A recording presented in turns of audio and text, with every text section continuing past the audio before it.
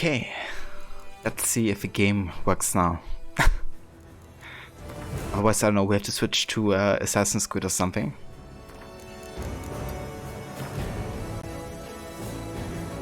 Welcome back, Cody. Welcome back, Avalanche.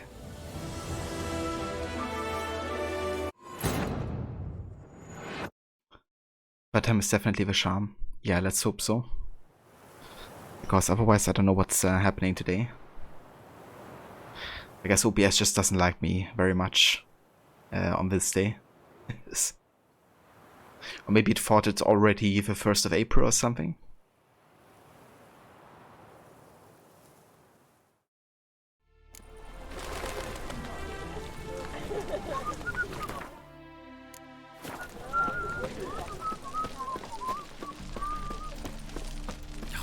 A whole day wasted. My auntie says I talk too much. That isn't scary. You will sweat like a swine. Right then, let's go to the stash. I wanna put some items in there.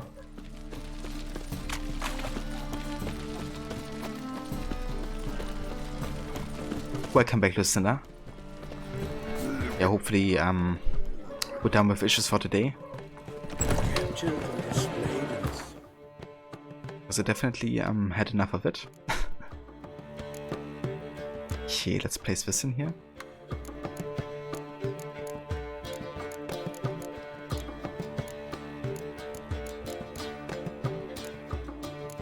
Alright, that's better.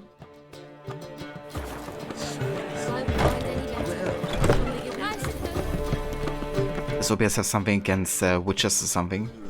Yeah, I think that's the case. No. Where you going? Scaring decent folk? Duty calls? OBS is like allergic to witches or something.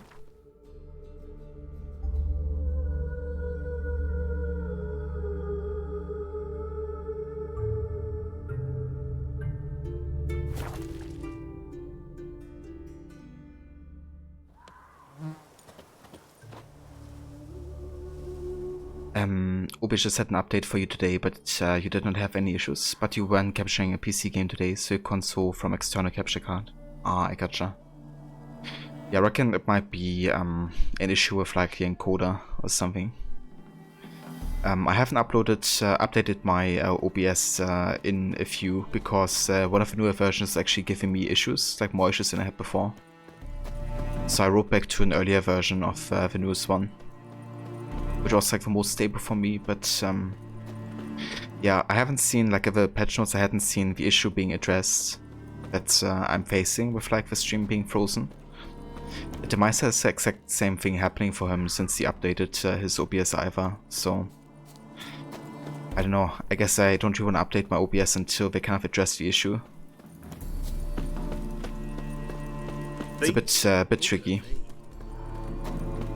Because I'm definitely running games and streams at like maximum capacity most of the time with the setup that I have. So having like extra booster sources and stuff can like stress my OBS quite a bit sometimes.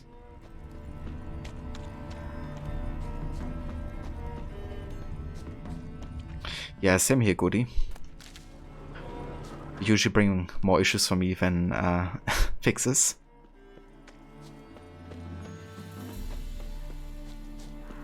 Okay, where was the merchant attacked here, I wonder?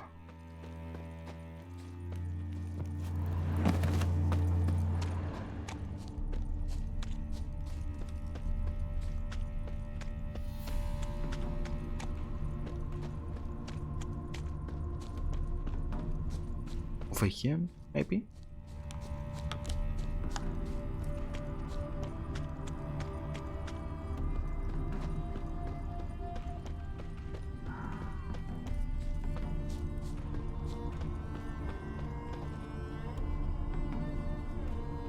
No worries, Avalanche. Thank you for joining, and thank you for lurking as well. Hope you enjoy.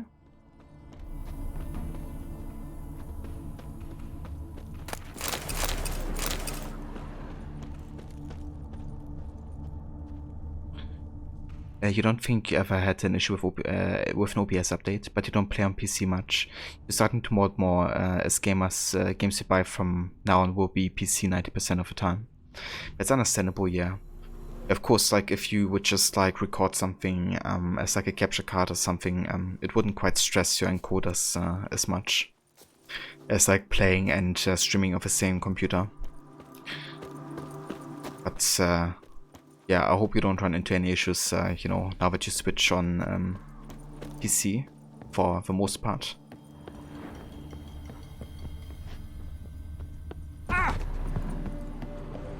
Okay, so quite sure what I'm looking for here.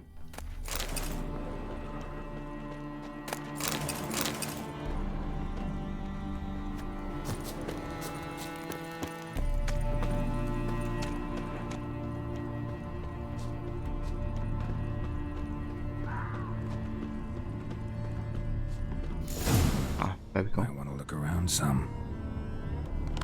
Bloody fight looks like. Folk in the tavern didn't stand a chance. Tracks lead north.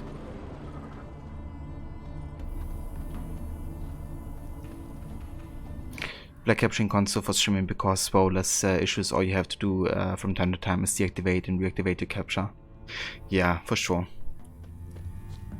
I'm definitely also looking into getting a capture card soon because I want to get an Xbox 360 so I can play some of those games on stream as well. Like especially Red Dead Redemption is a game I want to stream like properly without having to resort to emulators. And yeah, gonna be needing a capture card for that as well. See if I can pick it up again. Someone was wounded, started bleeding heavily. But overall I also enjoy playing via remote play on my PS4 because it's also like way less of a hassle. Don't really have to worry about any OBS performance issues at all. Wonder what this means. Took a traveler hostage, I guess. Blood trails the hostages. Must have been a burden if they left him here to die.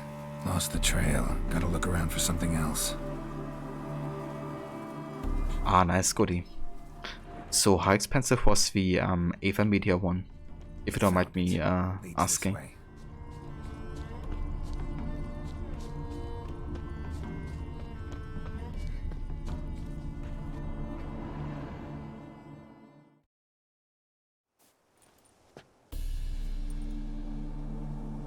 Trail ends here.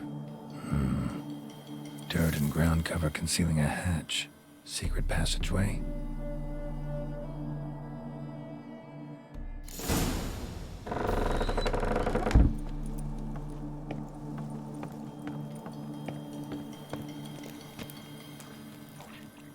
Use Nagato while Guante died when you got the one you have now, which is a Roxio Game Capture HD Pro.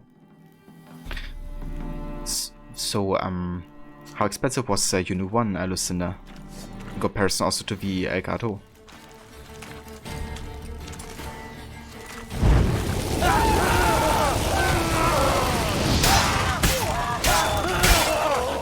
Hey, Vijay. Yeah, you know, I thought I could just like restart my stream over and over until like people would get finally incentive to get you know, in here. But yeah, I don't know, dude. I had like so many issues today. Actually insane. First I had like a disconnect, then like all my process sources didn't work anymore, and then I had like the video completely frozen. It's issues over issues.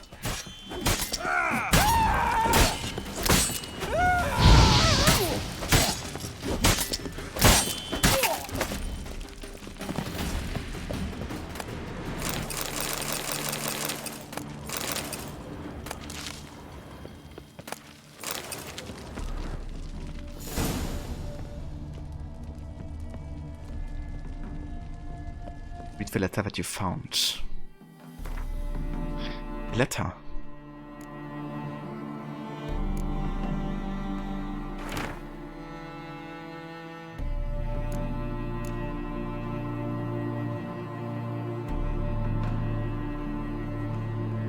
So for you it was 229 For me?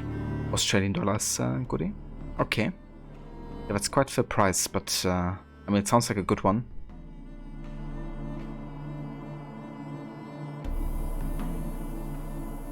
Exactly, Goody. That was my plan all along.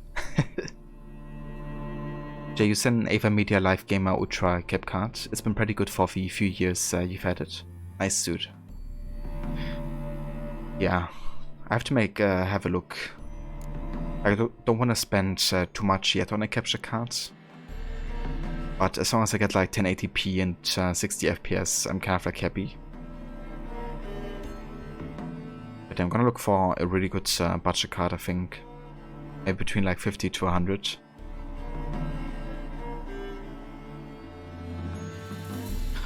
The Sender Yuegato was about 150 new and this Roxio was only 63.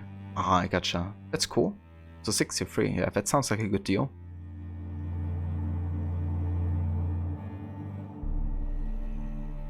It has a crappy software that you have to keep on an old version, but it works. Yeah, that's the most important thing. And as long as you know like how to deal with it, you know. I mean, I would be capturing an Xbox 360 when I get my hands on one. And I would also use it for my PlayStation 4, I guess, because it would be a better way of capturing than remote play, I would say.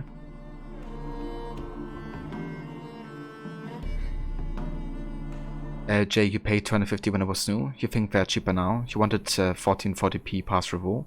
This one does 1440p at 144 Hz. Ah, I gotcha. So I guess it's also because you capture your other gaming PC, right? Not just consoles.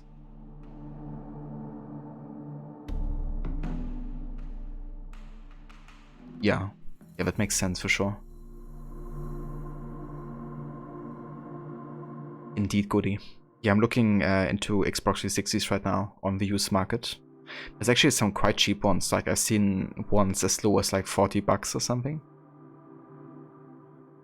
But yeah, the plan is to kind of like be able to play Red Dead Redemption, like the first one, properly. Because on emulator it's still not like really playable for me. Obviously I did a whole playthrough on emulator last year. But it just wasn't like any fun doing the gameplay like that. And unfortunately Red Dead is still not available on PlayStation 4. And neither on PC, so yeah. And also the game was like designed and programmed in a way that's like really difficult apparently for Rockstar to even like remaster it properly. Or like make it available on other like platforms, so I don't really see it happening until like a remake maybe. Yeah, Red Dead is definitely amazing. I love the story so much. And I reckon the gameplay is also really good, as long as you can run it over 10 FPS.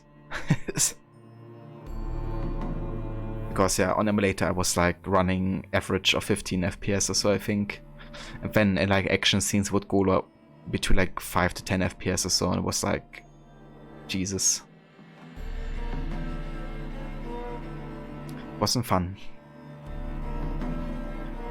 Rope. I've given you a whole month, and nothing. No progress. Diagrams are just damn incomprehensible as when you started. So that's it. Enough fucking around. You're to do the following. Keep one diagram and stare at it till you hit on something, and send the rest of the other to the other camps. Maybe some of the lads there ain't quite so dense and will manage to translate those damn scratching into something we can use. Those alchemists in camp by the bee yard have spent most of their lives poring over books, so send one of the drawings to them. Send a second to the band that occupies the brick ruins by the lake. One of the lads there was supposed to be ordained irreverent. No strange tongues. As to our transfer base in the box near the abandoned village, the lad there was formerly a librarian assistant. Send him the third diagram. Ulrich. Yes, for inspiration, try your hand at translating this. Rob can me epith ep ass.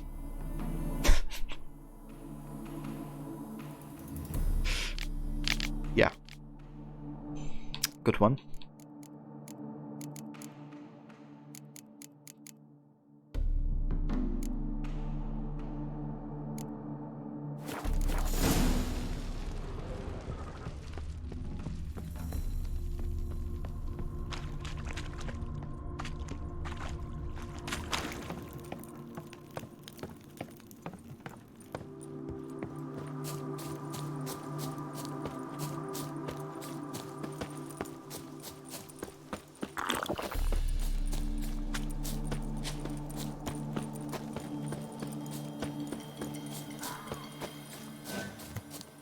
But I was kind of looking at comparison between PS3 and Xbox 360 on Red Dead Redemption. I was really like astounded by how much better it looked on the Xbox.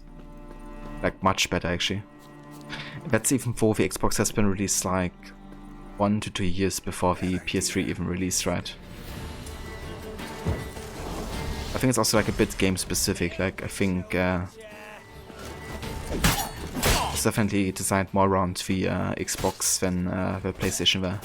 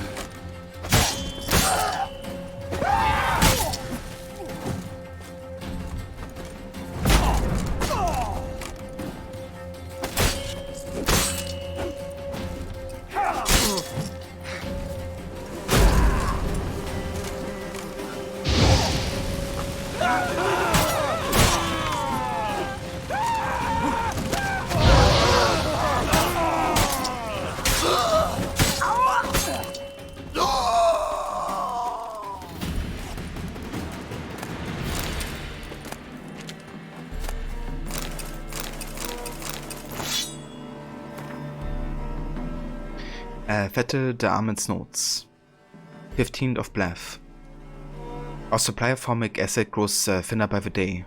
True, Master Ulrich sent brethren to watch the high road, but I find it far-fetched to believe a caravan of alchemists will ride past some howling full barrels of acid anytime soon.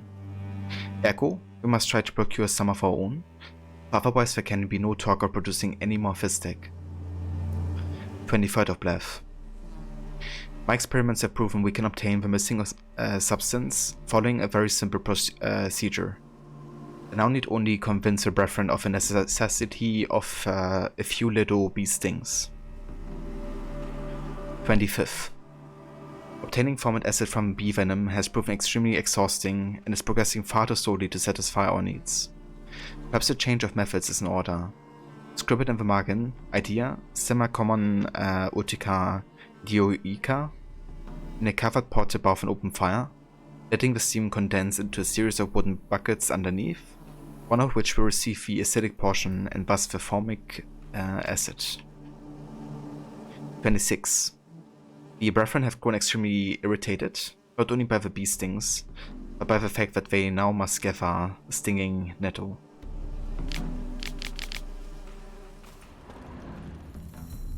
Yeah, wouldn't be my choice to do this.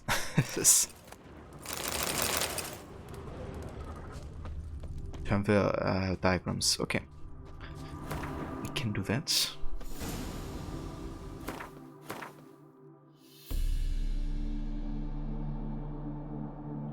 I'll go back up here. I wanna kind of like explore the other couple locations here first. The 3 last remaining. No worries, Lucinda. Take your time. And yeah, I'm still gonna be live for a while, so maybe catch you later. But yeah, have a good one. And thanks again so much for the raid as well earlier.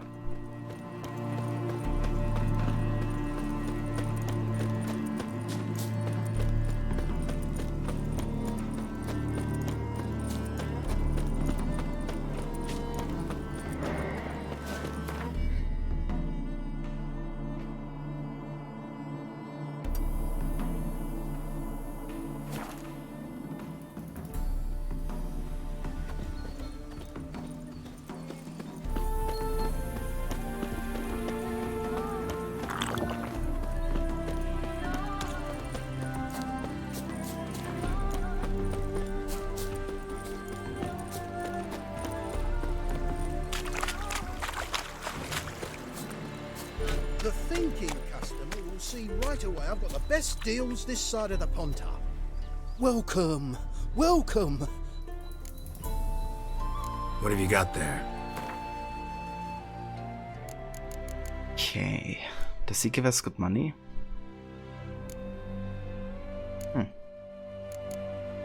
It's actually buying some of this. Yeah, let's sell it. So long. What you can buy today.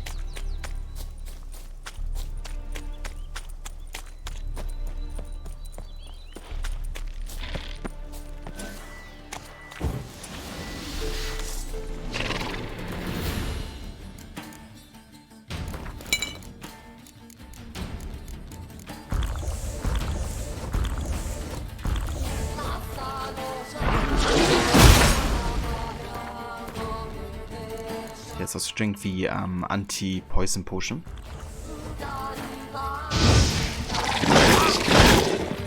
Jesus.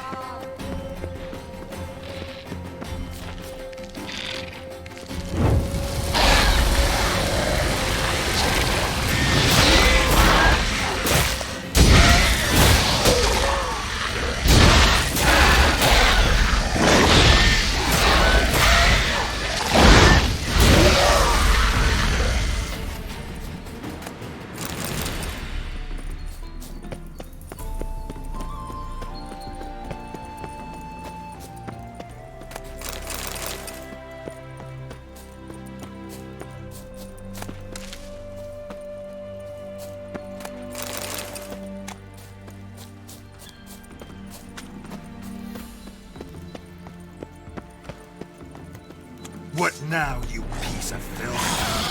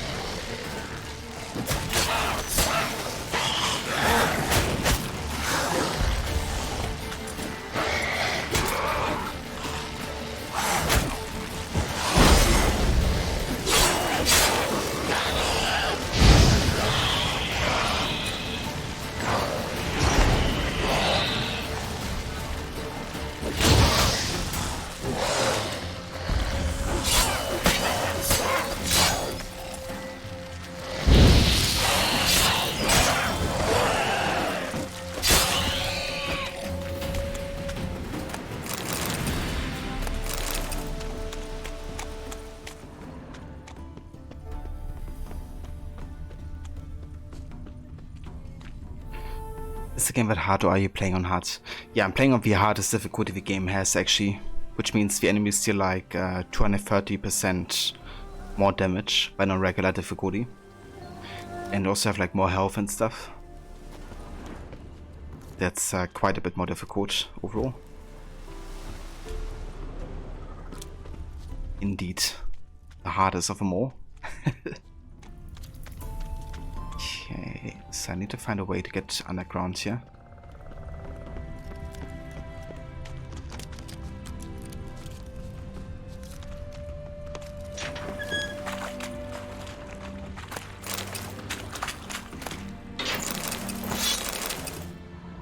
There we go.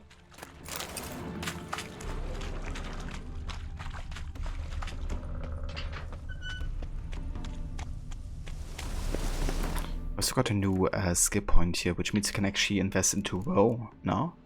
Give that ability unlocked. Oh yeah. Let's get it and also get it instead of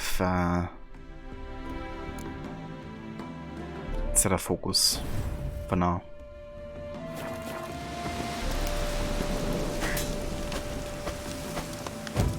There we go.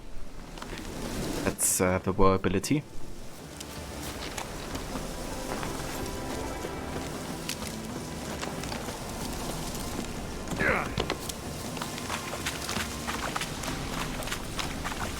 Winds howling. I know, Garrett. It's howling.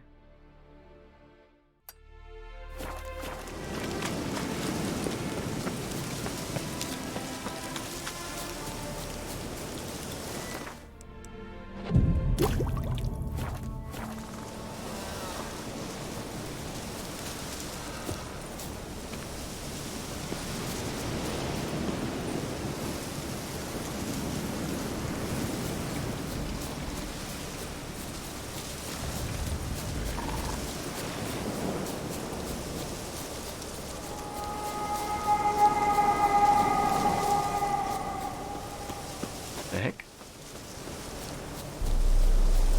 It was a bit creepy.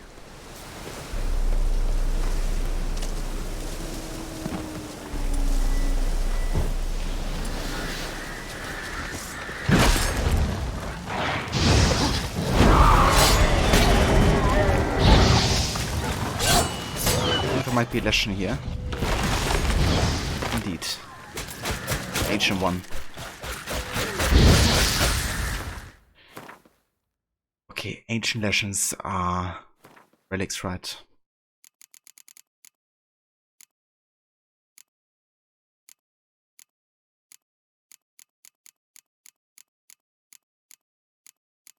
Yeah.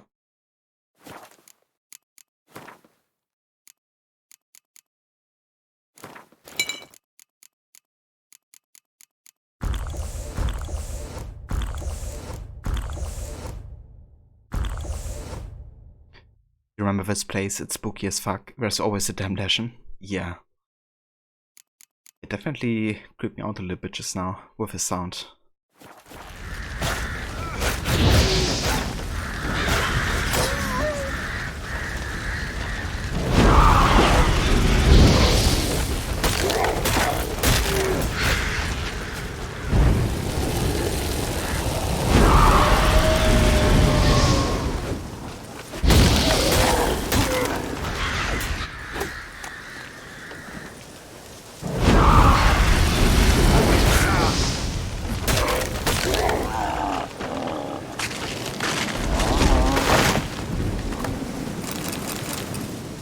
Got him.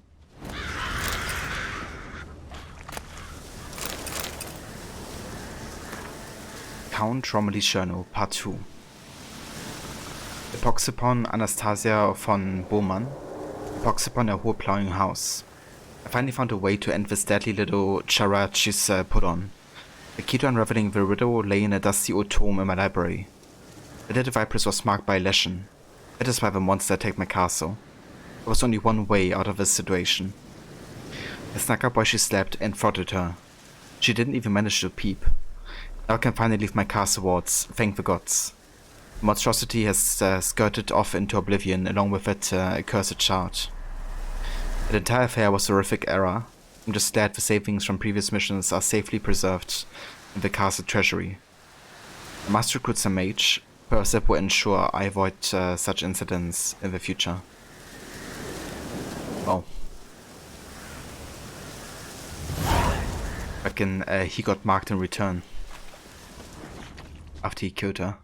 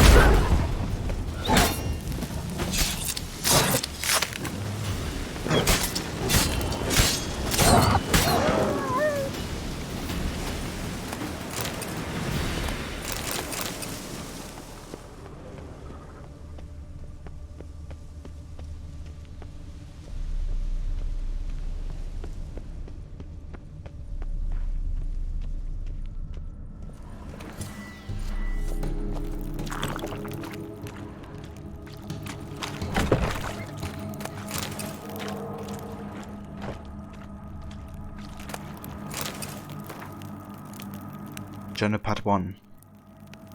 This craft has proven even more profitable than I had anticipated. 5 of the last 7 kidnappings ended in success. Only 2 of the last had fathers too miserable to ransom their sons. Clearly was more offspring where those came from, so the calculating knaves deemed the captured snots expendable. But for future, demand a significantly smaller ransom from clients with more than 1 male heir. I sent the lads after Anastasia von Bowman. The lord of Sützer's castle is a magnificently wealthy noble, and Anastasia is his only child. A small lucrative transaction. The lads returned with the client's daughter that very night. The girl is calm, apathetic, even. Something strange is afoot in the castle surroundings. Flocks of ravens perch in the trees bordering the courtyard. This morning, a new contingent flew in. 2 serving maids have gone missing. Could my lads have been responsible? Or did those ravens peck them to death? Here, a giant ink blot covers half a page. One of my grooms has died. From what the remaining servants recount, he was killed by tree roots that suddenly thrust straight out of the ground. My men are petrified. Woes howl day and night in the land surrounding the estate. Leaving the castle walls means certain death. We've barricaded ourselves inside and live as if under siege. Luckily we've ample supplies of food and water. Perhaps this is some kind of curse? Franz. The servant who led the unit that kidnapped Anastasia has hanged himself. Black magic is surely at work. I must search the castle library for some indication what this might be. Yeah. Kidnap people to get a ransom for them. Kinda sounds like he got what he deserved.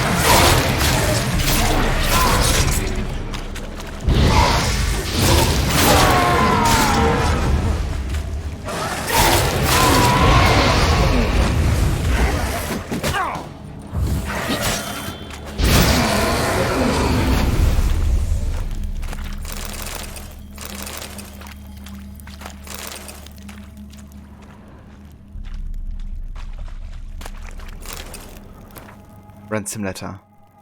To the Right Honourable Raphael von Bowman, Lord of Sützer Castle. I wish to reassure you, my dear sir, that your daughter is in the flower of good health. She will continue to enjoy said health provided her father acts according to our instructions. They are as follows. In 6 days, as the exact stroke of midnight, you, sir, are to present yourself in person outside the Cursed Chapel near Brunwick, in order to hand over a ransom in the amount of 1,000 unshaven Luvigat crowns. You are to sound no alarm and come alone, with no guards or retainers of any sort. I trust we needn't add that any failure to follow these instructions will result in an immediate and proportionate decline in the young and beautiful Lady Bowman's health.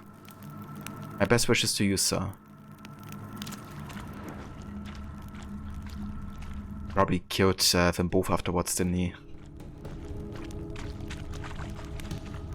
Or at least the father, because he killed her in her sleep, didn't he?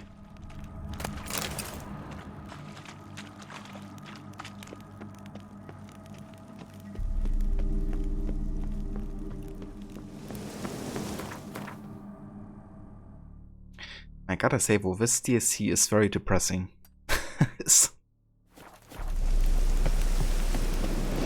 Not quite a lot of happy vibes. I mean, there's definitely some comedic elements in some quests, like especially during the heist or also like during the auction and stuff. But the overall has a really dark tone.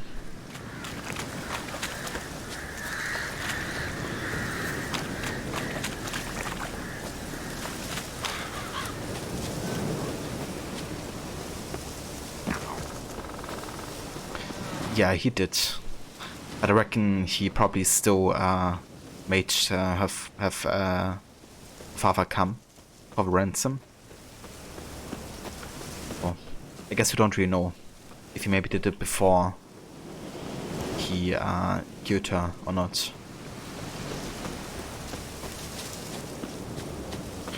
But I guess there would be no point in keeping her alive if you already gotten the money from the father.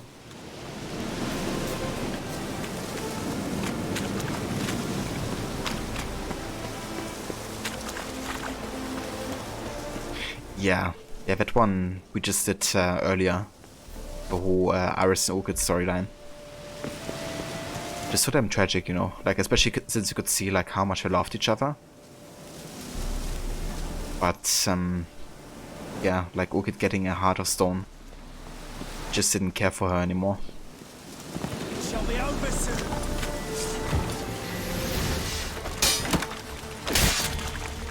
Here, Witcher, Witcher!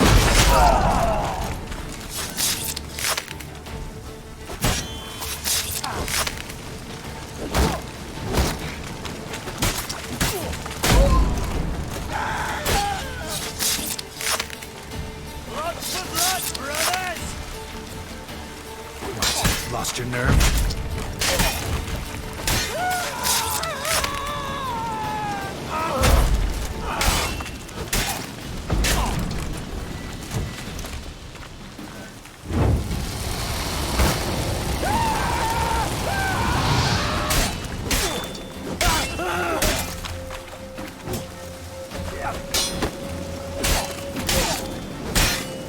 Time to end this.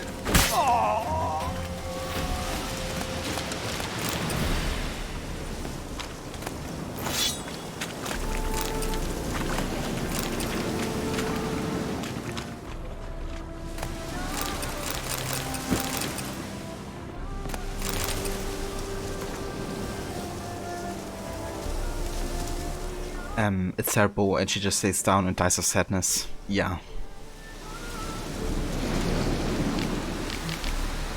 Just so damn tragic. Like, she kind of gets a heart of stone herself, I guess, by having to live with somebody who just doesn't care anymore, who she loved so deeply before.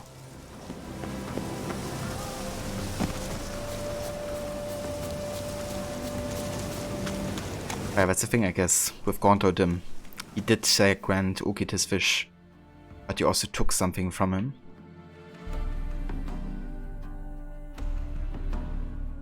But I still have to bring back these parts, don't I? To the one guy, I think. This one. It is to see you again. Quite the pleasure. Managed to recover all your diagrams. Want to be relied on, this I knew. You restore the faith I might have in men. For I've now received aid from a stranger, in even this land most barbarous. Don't mention it, really. As agreed, I shall draft your duplicates, though it may take a day. Be so kind as to return tomorrow. Your reward I will have for you. All right. Tomorrow, then.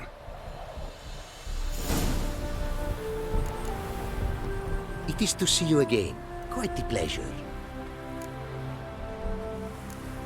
What did you bring from Ophir? Mind if I have a look?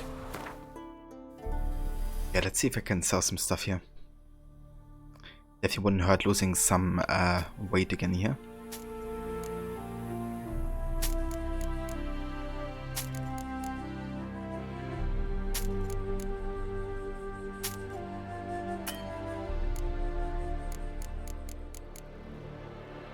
We'll buy a Flawless Ruby, because we definitely need it later anyways. So we can also sell like more stuff to him. Also, he has a Gwen card. Almost missed that.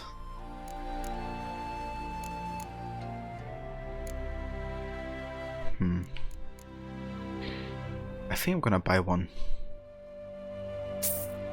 Probably need it anyways at a later point. I would think, at least.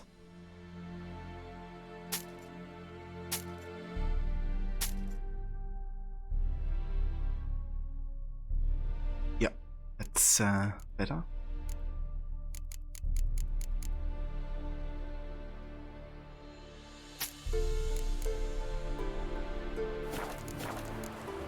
Take care now. Go, and in the world glory, its never-ending creation be praised. Farewell. And you can see Oki trying to fight it and get Odin back to reverse what he'd done, because he knew he was turning into a monster of a man with his various summoning attempts. Very true, yeah. Yeah, he had enough of it. He didn't want this anymore. Understandably so. But yeah, it's really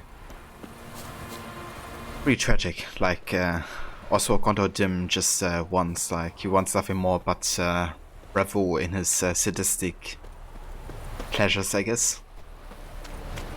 Like he knew by taking Ogid's heart he would undo what Ogid wanted the most. But he also spent the wishes on in the first place, I guess.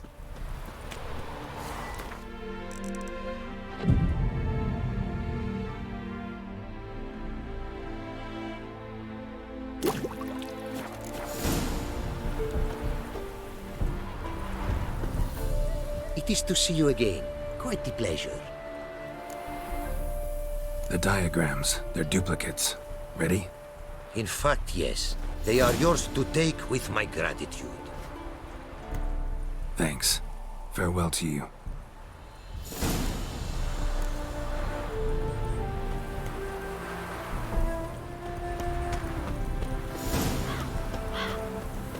You ever feel like shagging? Don't lift a finger round the yard.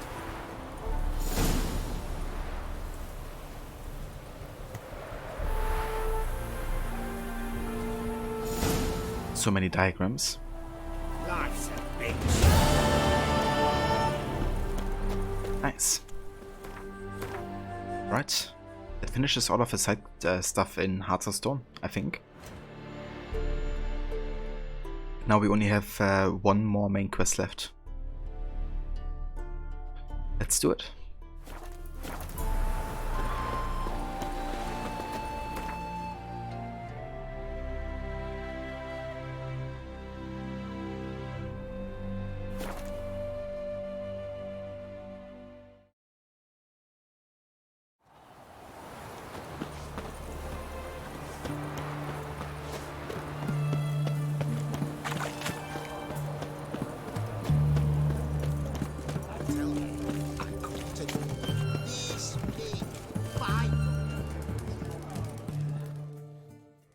Two points, and be quick about it. Oh, please, good sir, a bit of courtesy. So I look up, and Bob's your uncle. He downs half the barrel in one draught. Geralt! Over here! Oi, wait your looks. Use the look of a man who knows how to drink. Thanks. Some other time. Here now. Don't make me beg. My treats.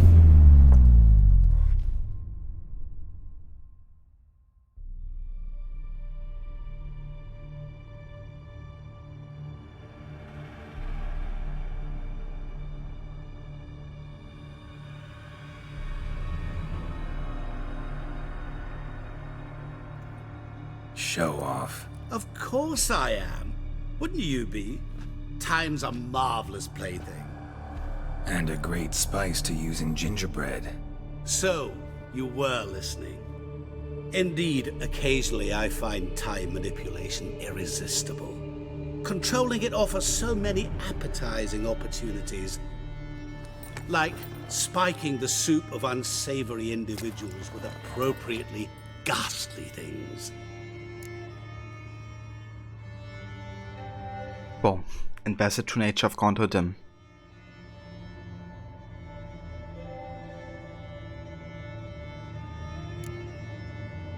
Who are you really?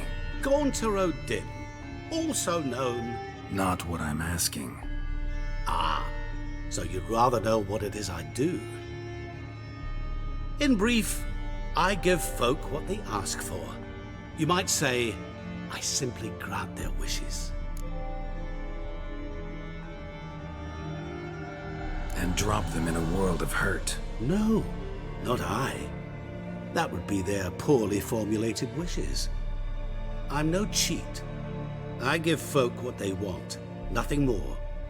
That they oft desire unworthy things, that is entirely the fault of their rotten natures. You're not human, that's clear. So what are you? A demon? A djinn? Do you really wish to know? Yes. No, Geralt. You don't. This one time I shall spare you, and not grant your wish. All who have learned my true name are now either dead, or have met an even worse fate. Yet I still need you. Damn. It's like a very evil trickster god. Yeah. I mean, he's definitely much more powerful than a djinn. Or a demon. It's almost like godlike, I guess. He's so edgy. He definitely can be. You actually control time, or is this just some conjurer's trick? What difference does it make? A big one. Let us say, time has always fascinated me. So I taught myself how best to use it. Why time, of all things? Geralt, there are 4 dimensions. Length, width, height, and time. What would you have me fall in love with? Width? Come now. Well, I thought length, maybe. So, to what do I owe the pleasure? I wanted to congratulate you. You acquitted yourself splendidly with Olgierd. In fact, you've almost satisfied your debt. Was supposed to fulfill his 3 wishes. Did just that. This is where you remove the brand, 'cause we're even. Nearly. To fulfill the terms of the contract to the letter, you must do one more thing. Draw Olgierd to the Temple of Lilvani. We never discussed that. Oh, but we did. As a man of the world, you should know that every contract contains a catch or two. Small print, which, nevertheless, changes the ultimate meaning of the pact. This applies to oral contracts as well. Recall that I said, and I quote, "I believe, however, that all will end well, and once it does, we 3 shall meet and thank one another for the voyage we shared." End quote. Yeah, I remember. Fulfill your end of the bargain, and I will remove the brand.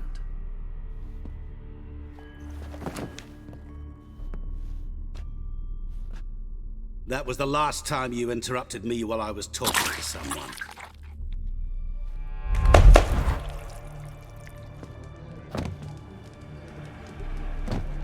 What the devil? Why is there a fly in my soup? Was waiting. I had an eye out for you. Didn't see you come in. How is it you're here? I can control time. Yeah, let's just say that. Then he's gonna be like, yeah, stop talking bullshit. Maybe he's like, he's a witcher. Get him. Let's just say this. Old witcher's trick. I concentrate real hard, and I can control time and space. You tossed this fly in my soup? No. Now listen carefully. Tell your Ataman to come to the Temple of Lilvani. It's south of here. Entrance is inside a cave. What's the commotion? Lilvani's temple, got it? Aye, got it. Hold there!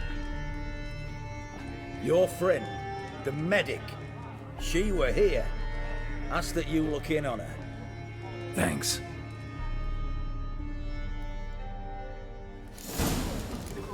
Just you wait. The witch hunters will see to you. Right, so I'm definitely gonna do the optional objective here by talking to Shani. Because it unlocks, I think, a unique way to finish this. Also, I just want to say goodbye to Shani. So it kind of like fits.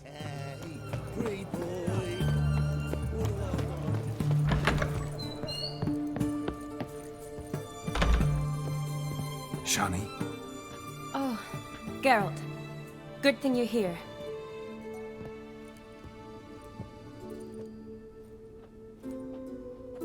What happened? Somebody break in? This? No. Just getting ready to move. What? When? Where to? Not what I wanted to talk to you about. Or at least not only, but...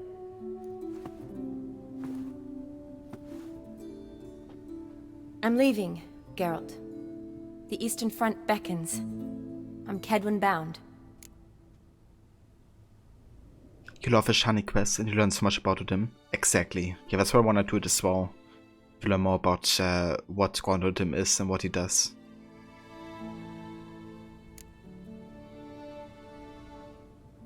Never mentioned you'd be moving. Any intention to either.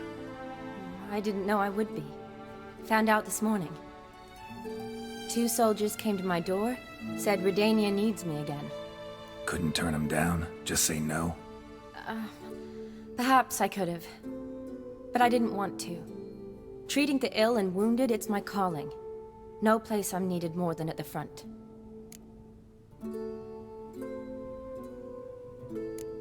I'm gonna be understanding here. There's no real way to stay together with Shani anyways, and I didn't wanna either. But yeah, we're gonna be friends though. I understand. Any chance we'll see each other again? Someday, I'm sure.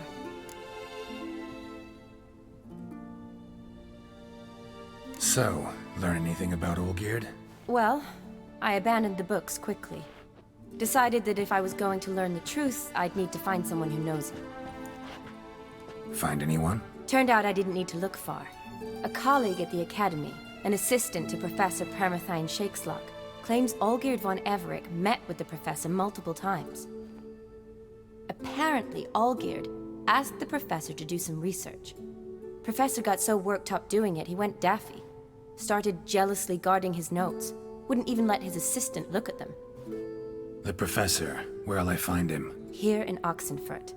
Cloistered inside his house on Academy grounds. Mage hunters guard his door.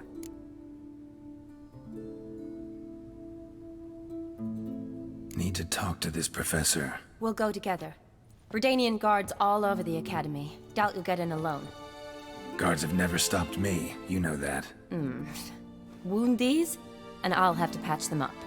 Besides, we might run into a friend. Get inside free and easy.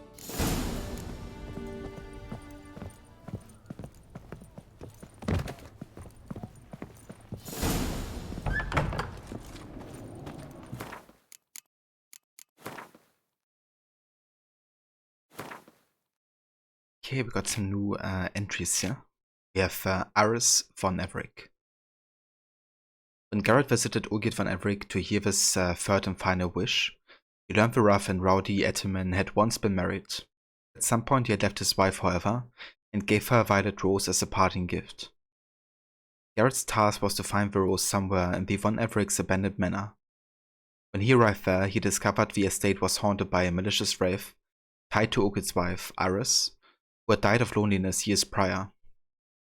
Her rage and remorse now filled her former house with evil energy. Geralt gathered up Aris's remains and buried them in the manor's garden. He did this both out of simple human decency and cold calculation, for he knew this act would calm her unsettled spirit and lead him to the Violet Rose. During the funeral, a now quieted Aris appeared to Geralt and took him on a journey to a world which existed only in her mind. This painted world consisted of her fears and memories, which Geralt now had to confront. Aris von Everec's memories were first a record happy days spent in Olgierd's company, then became darker and darker. In fact, even the sunnier ones had an ominous cloud hanging over them, an uneasy feeling something horrible would soon happen. Aris von Everec had been a sensitive woman and noted subtle changes in her husband's behavior. She had lacked the courage, however, to delve into their cause. Olgierd's heart had turned to stone, turning him into a monster. Aris hated what her husband had become, but could not stop loving him. The couple endured together in a painful cohabitation until Olgierd ended it by abandoning his wife. Aris never came to terms with their separation, could not, in fact, even bring herself to read her husband's farewell letter. Yet the violet rose he gave her upon leaving she kept, making it a focal point for all the longing and love raging in her soul. When she died, these unresolved feelings kept her spirit in this world and continued to cause her suffering. The Witcher's intervention helped Iris accept what had happened to her and her husband. When he asked for the rose, she agreed to give it to him, knowing this would put a final end to her pain and suffering, and also her very existence.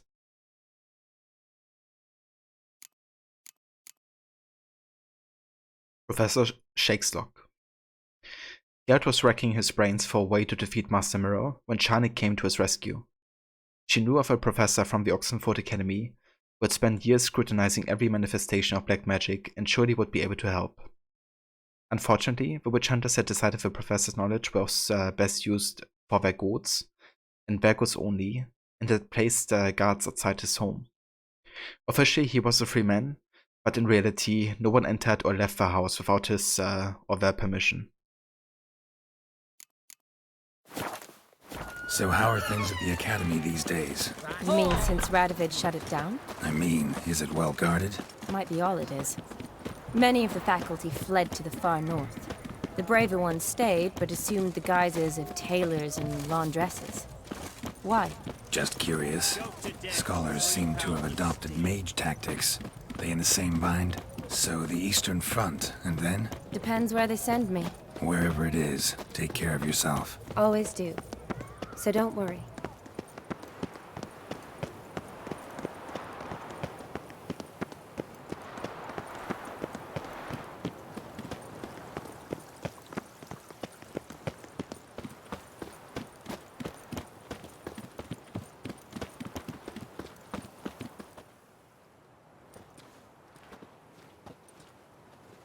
Halt! By order of King Radovid, no one's allowed inside the Academy. Not even lecturers? No one means no one. See, you've become quite the stickler, Norbert. You were much kinder when I was patching you up. By the way, how's your knee? Fine. Dandy. As if no arrow ever struck it. Consider yourself a lucky man. Because if I'd not decided to operate, you'd be a cripple to the end of your days. Bruno? Hey? Maybe we ought to let her in. She's a decent lass. Not like to steal nothing. All right. But alone, which will draw too much attention. I'd rather not get shite from the captain on his account. Here's what we'll do. I'll go in, then help you sneak in around the back. How? Don't know, but I'll figure something out. Usually aren't nearly as many guards on the riverside. Agreed. All right, let me in.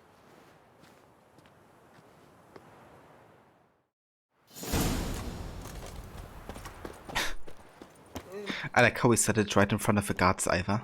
Like they surely didn't hear that. Okay, so I have to go to the backside here. Is there like an easy way to climb up?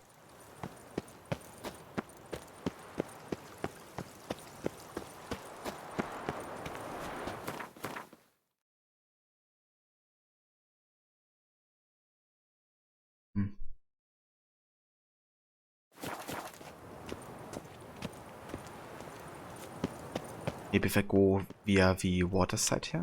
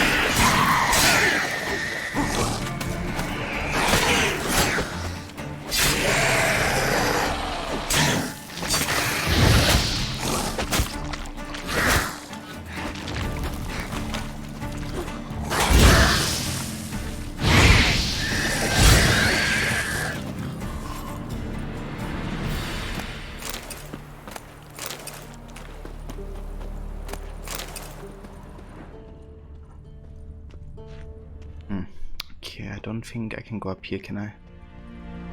Maybe I can. Geralt!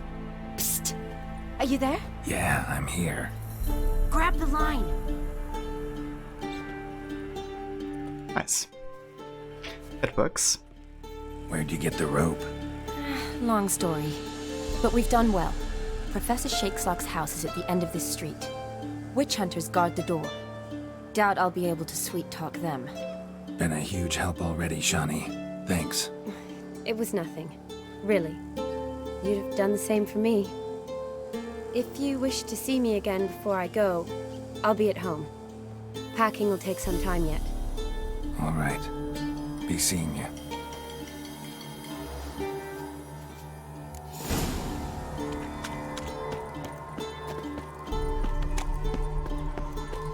I will kill.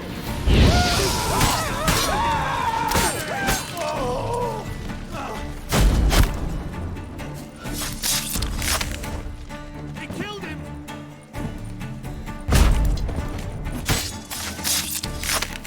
I will kill.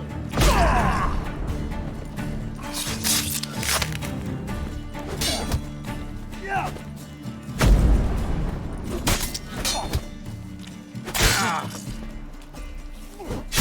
Jesus. Get it from both sides! Get yourself out of fear!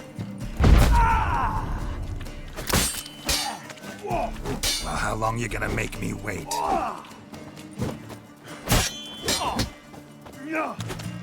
Okay, just burn.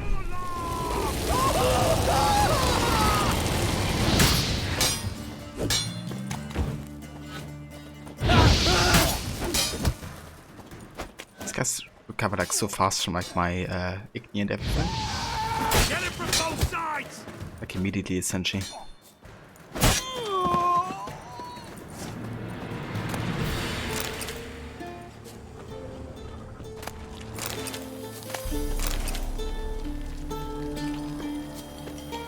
Long story, Shani, please, how long could it be? It can't be that long. But long enough for Garrett to hear it, I guess. Locked tight. Need another way in. You leave a window open, maybe?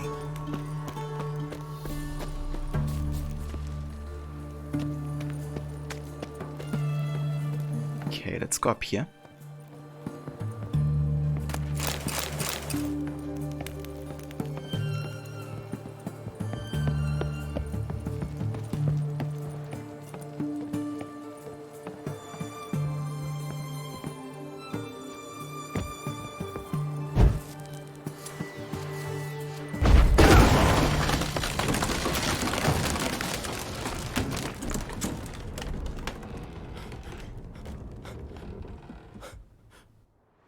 Wow. That didn't make the house any more stable, Garrett.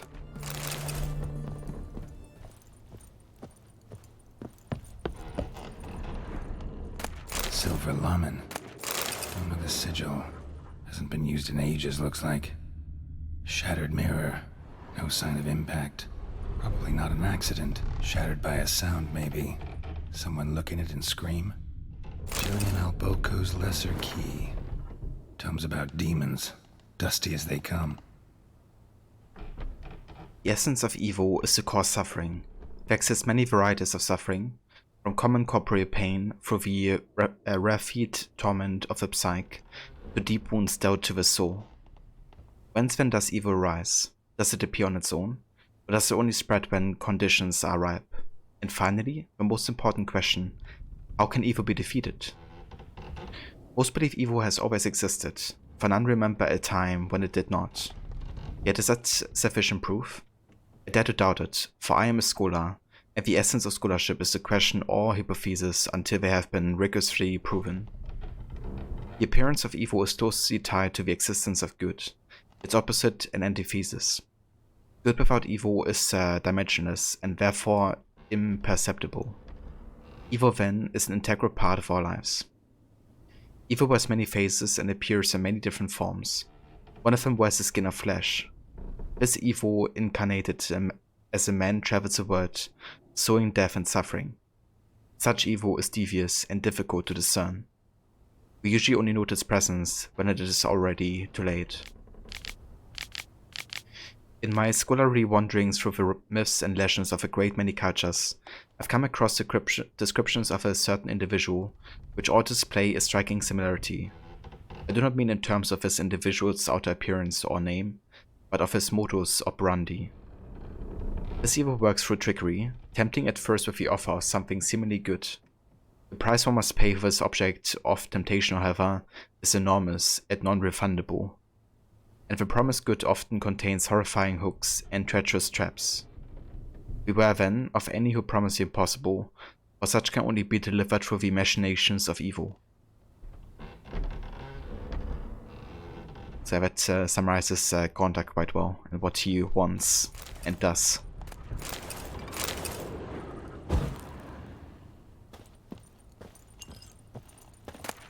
Wants to cause suffering.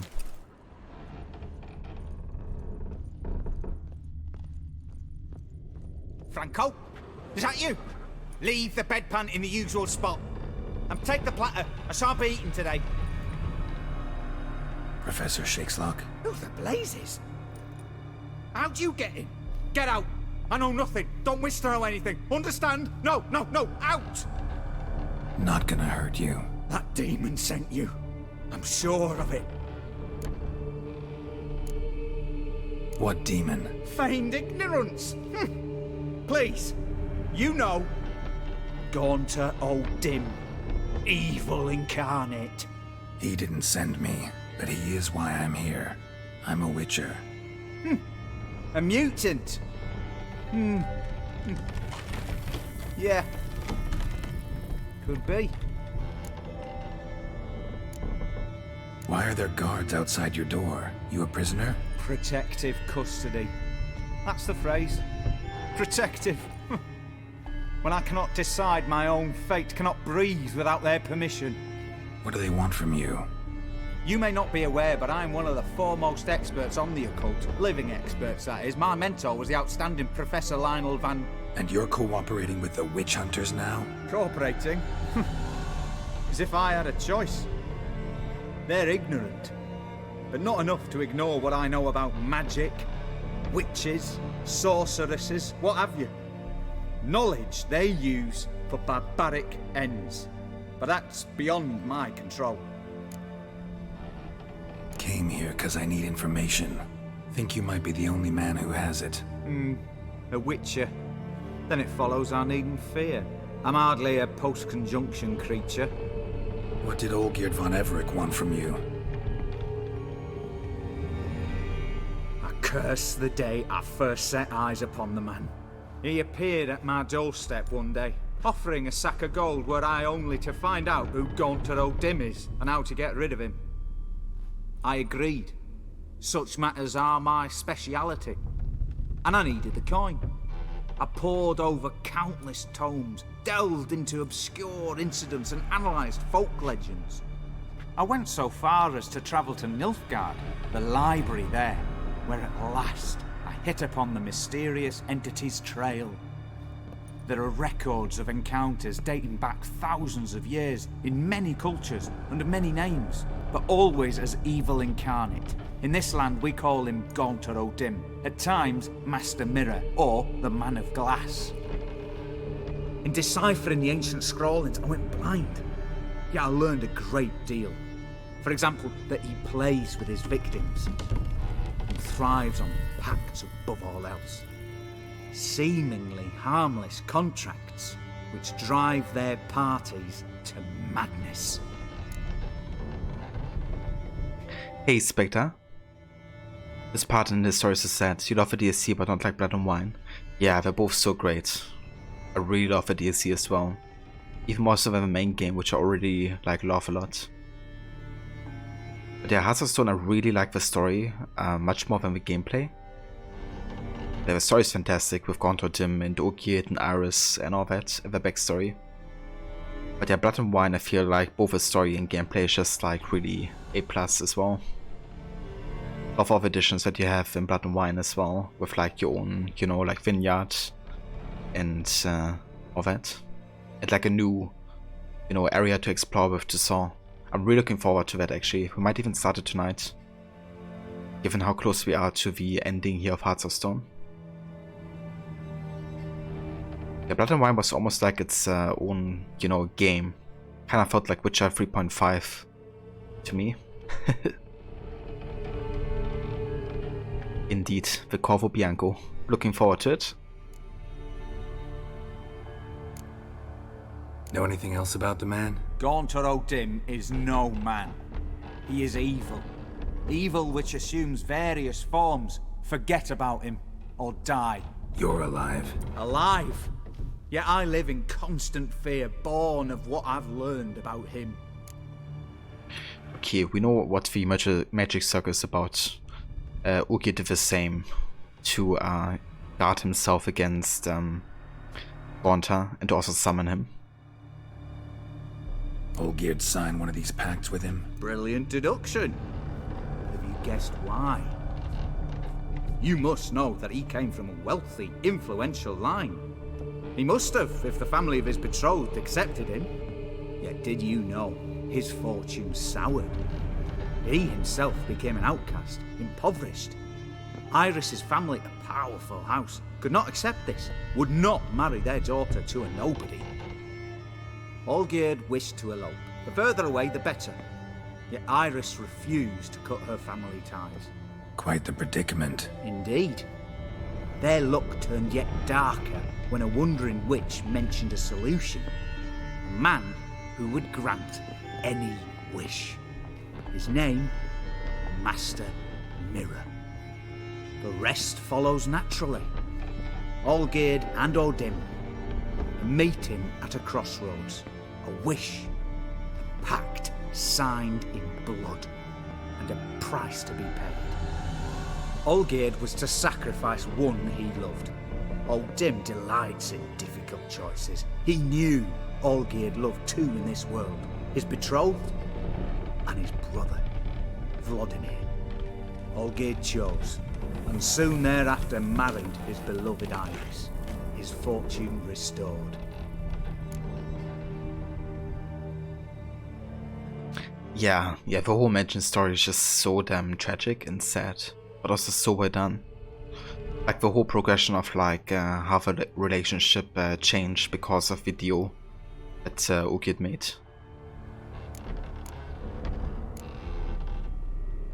So we also know about Vladimir.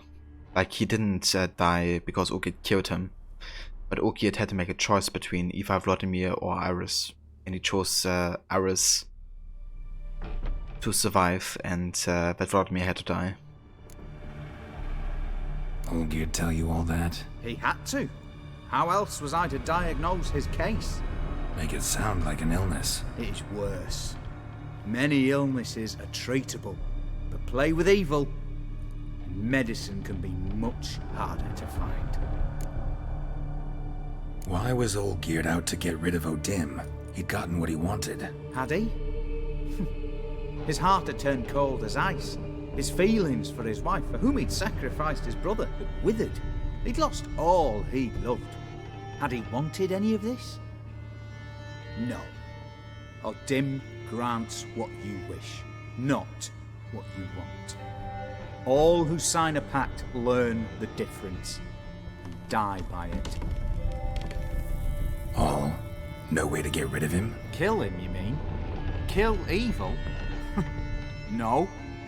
Yet the annals tell of a man who dissolved his pact by defeating O'Dim at his own game. Meaning? O'Dim wields contracts, word traps, duels of wits. Challenge him to such a duel. He'll agree, and can be beaten. But remember, there is only ever one stake. The sole thing he truly desires. Human souls.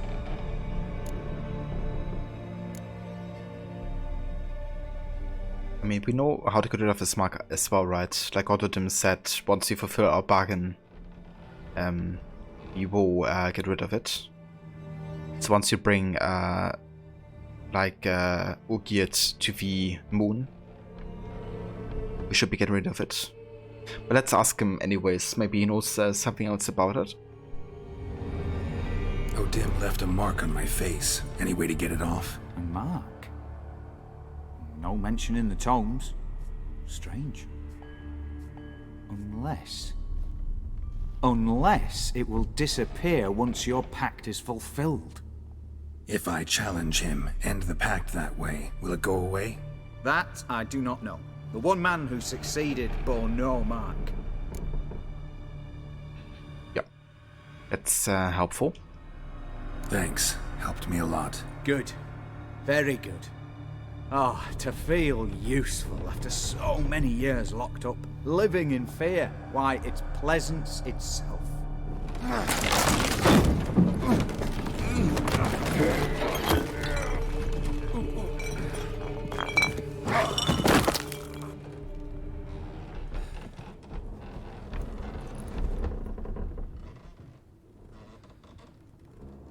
Yeah. As soon as he stepped out of the ring, he died. Guess why?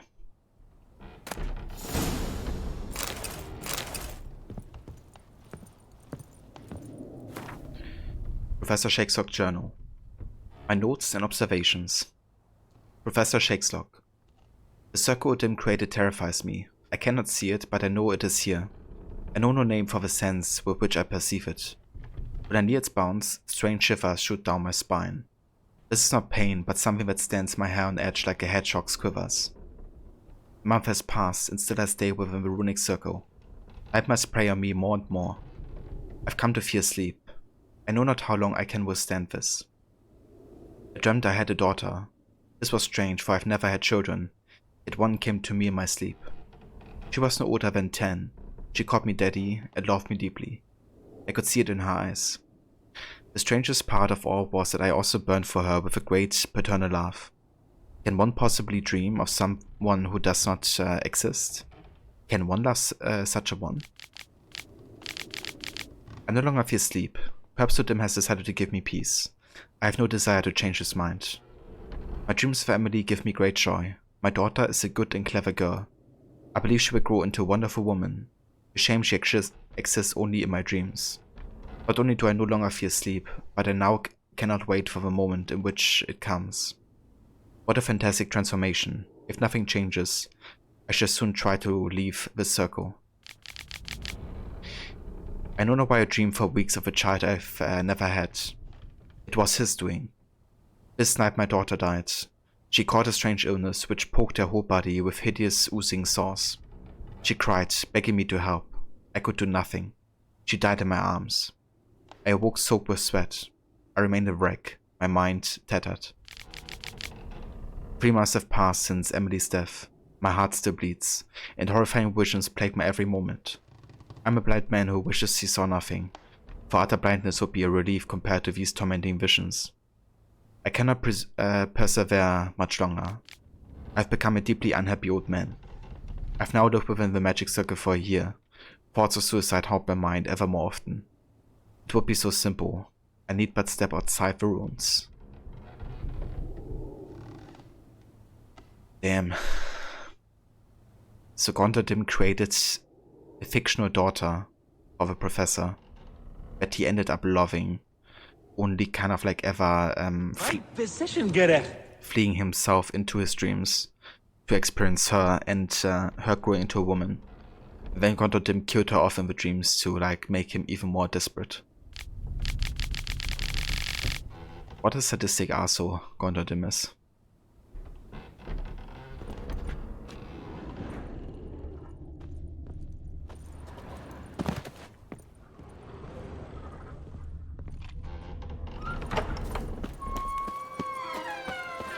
Yeah, I think it's time to meet Urgit now. The final quest of the game.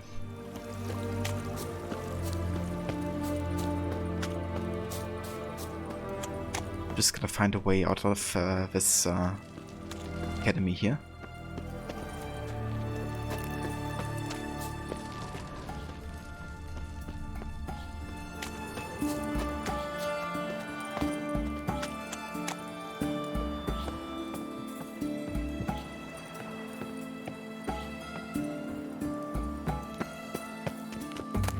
I missed the part where that's my problem.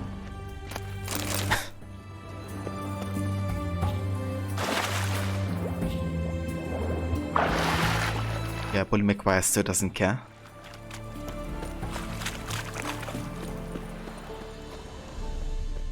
Hey there, Snooky. Welcome in. Yeah, doing another late night stream over here. Hope you're doing well.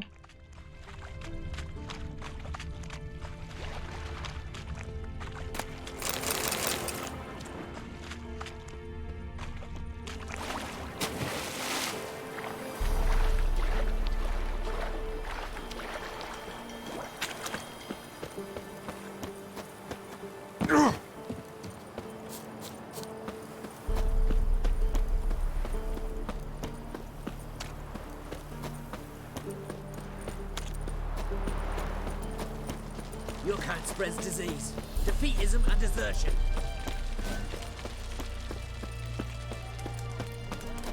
Stay out of my way.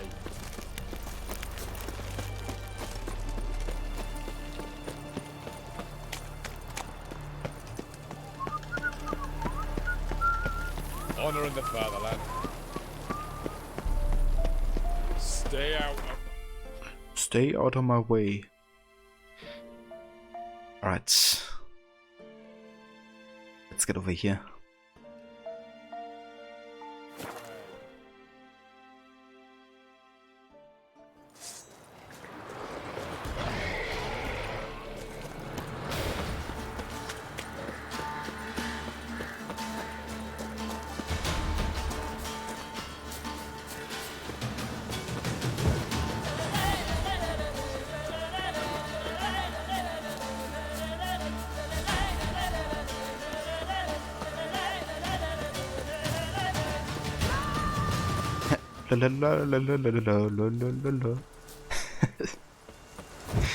Yeah, these soundtracks are so catchy, especially with the vocals. It's kind of cool actually seeing the behind the scene process of how they did the soundtrack, because basically just spent a lot of time over a couple days at the studio. It just became like very kind of like improvised a lot apparently. But I think kind of like adds to it in a way.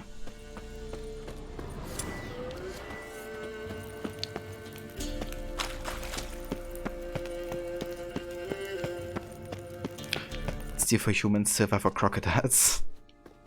Yeah, the true monsters.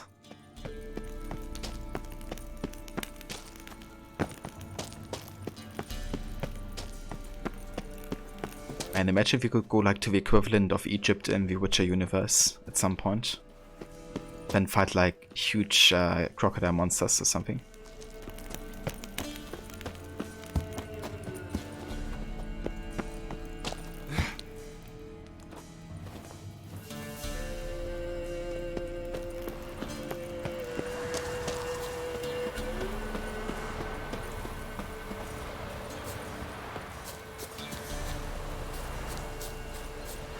Oops. Oh. Not quite where we had to go here. Let's have a save here.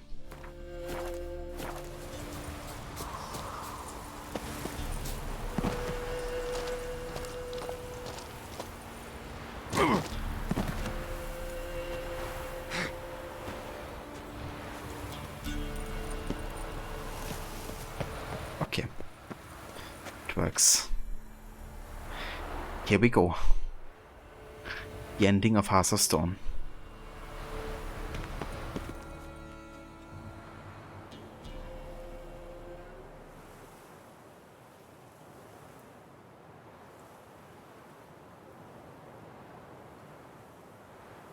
Strange choice of locale.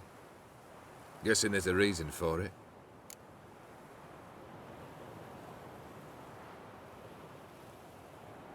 Yeah, there's a reason. Because you said that Rotterdam is to meet you on the moon. That's why.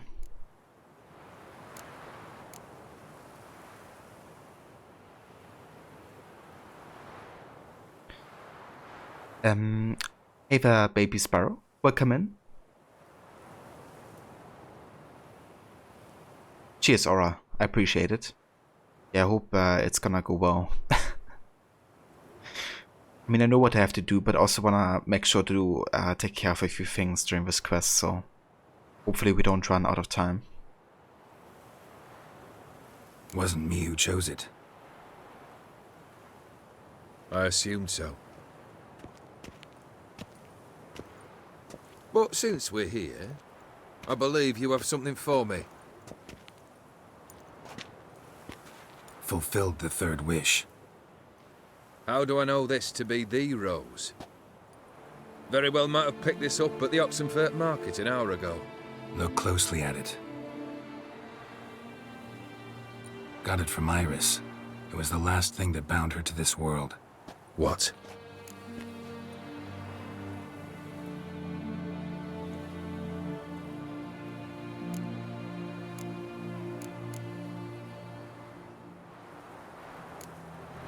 I think she loved you. Meant this as a token of that love. She loved me. After all that's passed. Iris. What a mess we made of it all. If I'd only known then how it would end. What's happening? I feel as though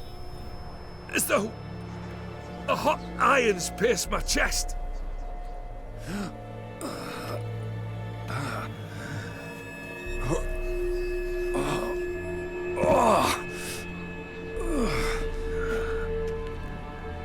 Sorry to have kept you waiting.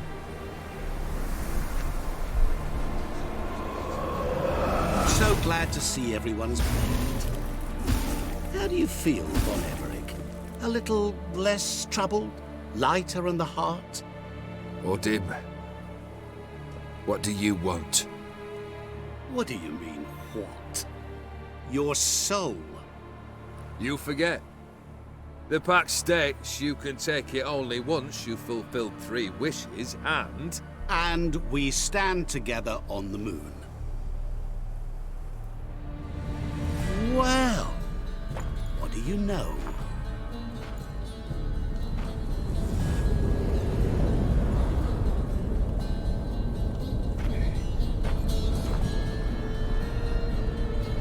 What?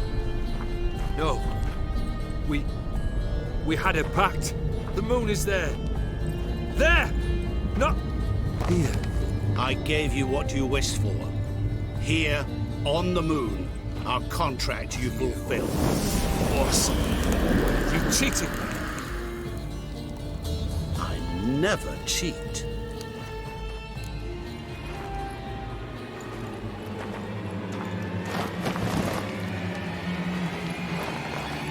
Wait. Do not interfere, Witcher. Remember what I did to the last fool who interrupted me. You grant wishes, right? Grant mine and release him. He must repay his debt. Let him go, and I'll take it on. We'll call it mine. You wish to give your soul for his? No, but we can play for them. I lose, you take mine and Olgierd's. But if I win, you release us both. What do you propose we play? Gwent? Don't know. Maybe we can bet on a challenge. You know I'm good at accomplishing the impossible. Seen me do it. Very well. But we shall do this my way.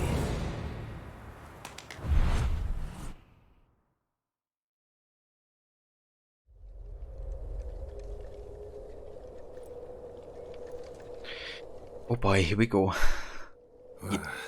What's happening? You wish to play, so let us play.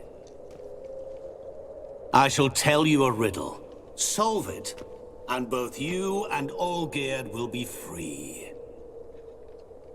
And if I don't? Then we'll all 3 go for a wild ride. It's what you proposed, is it not? The riddle. Let me hear it. To all things and men I appertain, and yet by some am shunned and disdained. Fondle me and ogle me till you're insane. But no blow can harm me, cause me pain. Children delight in me. Elders take fright. Fair maids rejoice and spin. Cry and I weep. Yawn and I sleep. Smile and I shall grin. What was that supposed to be? You tell me. What am I?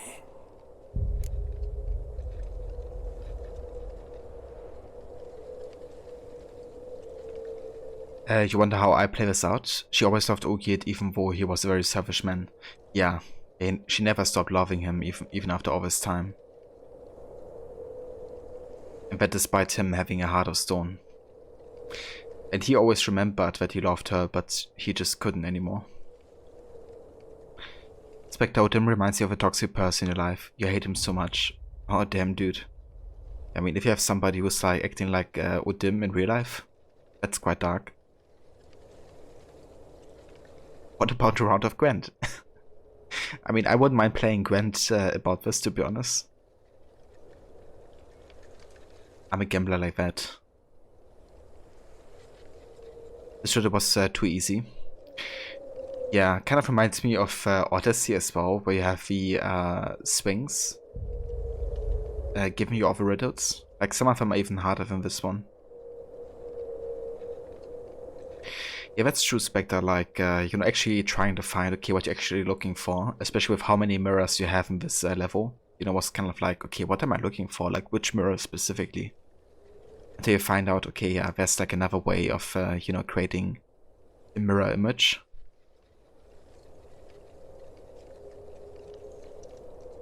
You don't know, Snooky, you forgot every piece of a riddle as soon as he said the next part. That's alright. All the parts belong together. He's just giving like multiple hints for the same thing, essentially.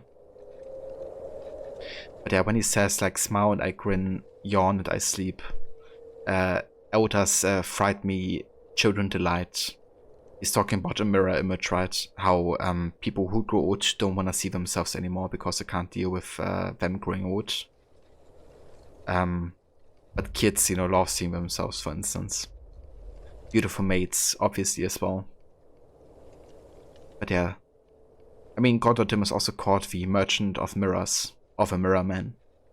And what's kind of interesting is he also kind of like mirrors people. Like, Garrett is kind of neutral, so that's why Gondordim also is to him. But he behaves quite differently around Ogid, for instance, and everybody else.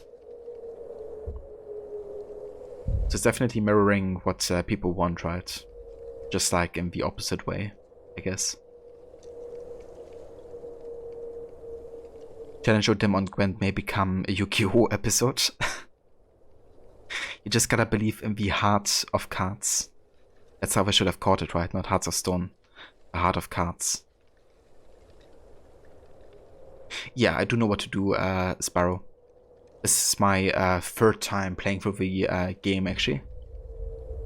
But I still have to search the exact place you're looking for, so still gonna be wandering about here and looking for the right place. You're going down.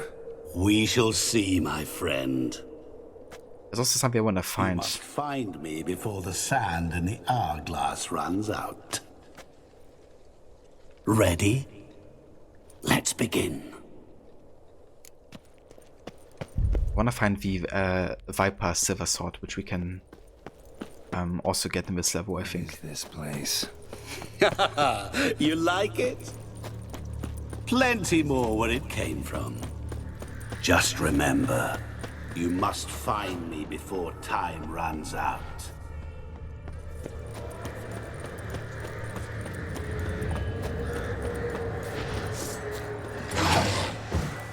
Show me what you got.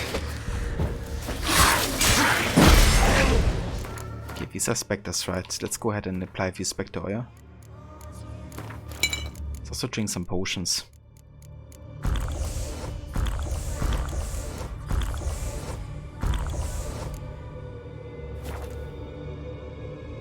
There's two places I should find. What's the second one? Like, what's hidden there?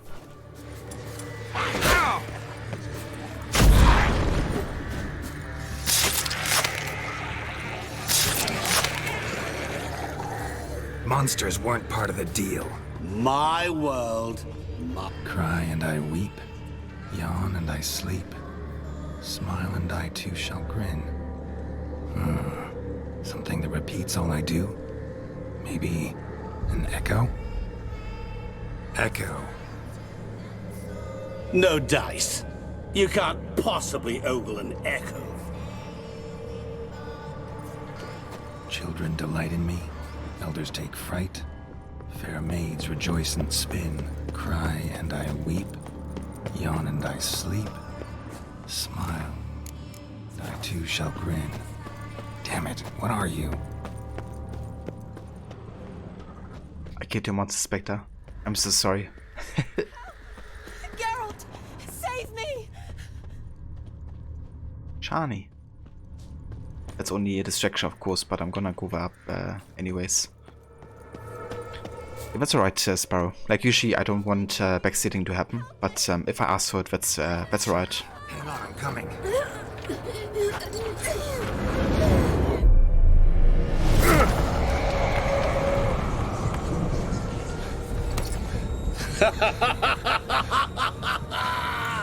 I can't believe you fell for that. I mean, it was obvious, but I still want to see what happens.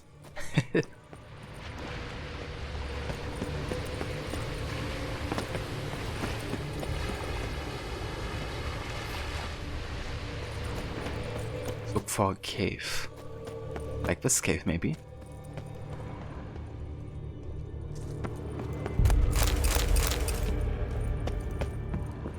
Really, Geralt? Unable to resist a few shiny coins? I truly expected more of you. Especially since time is short. You can't stop me from looting, dude.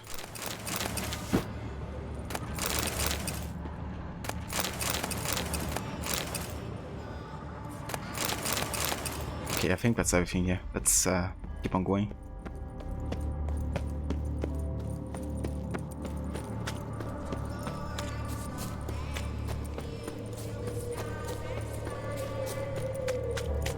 Yeah, it's kind of funny he comments about that.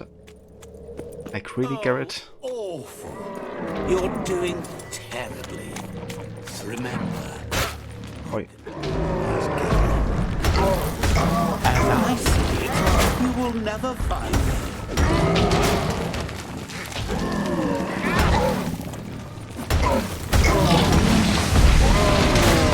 Okay, let's go ahead and drink the golden Oreo potion here. Against poison.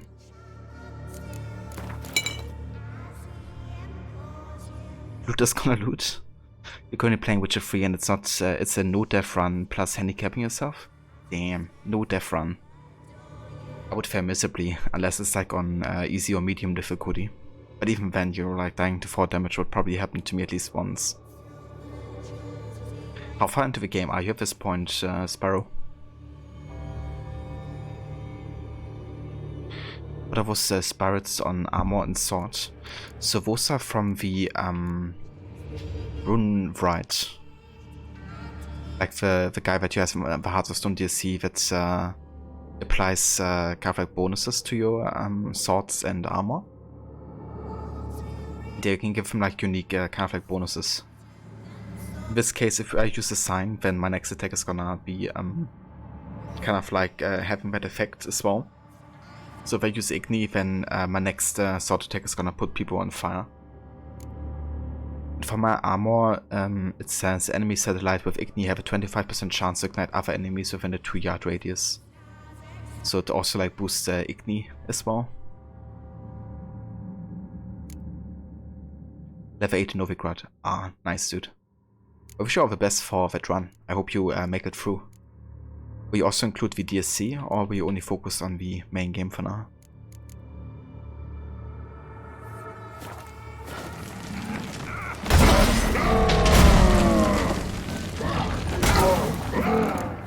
Okay, what up? also apply the, let's see, Buff on Wind.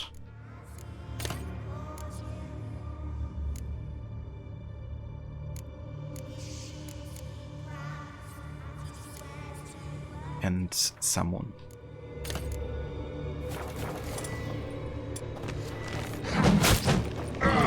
Jesus.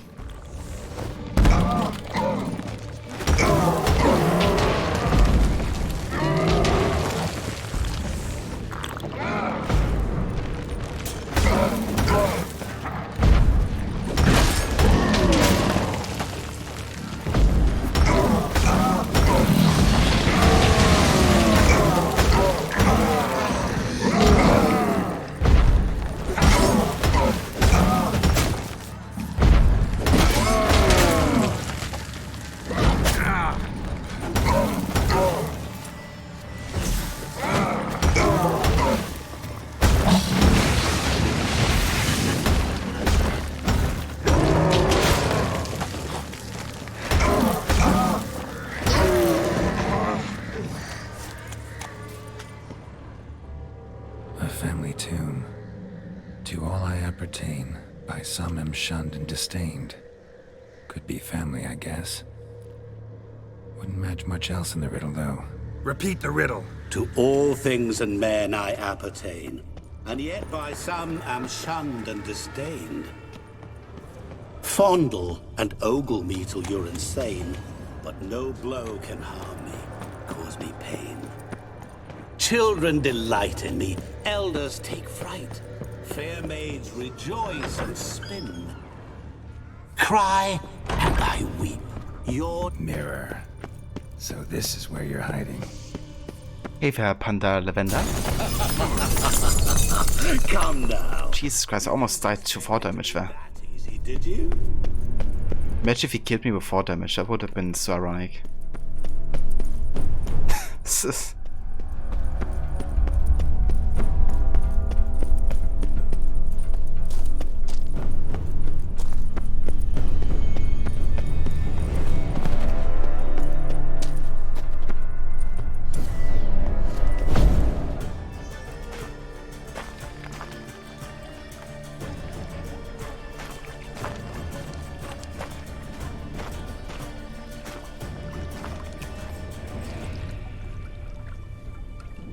I guess I kinda missed out on the Viper Silver Sword, but that's alright. Gotcha.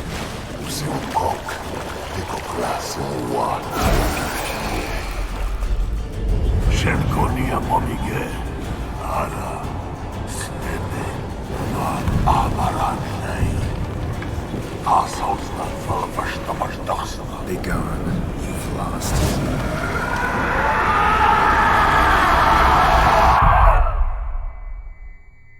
Got him.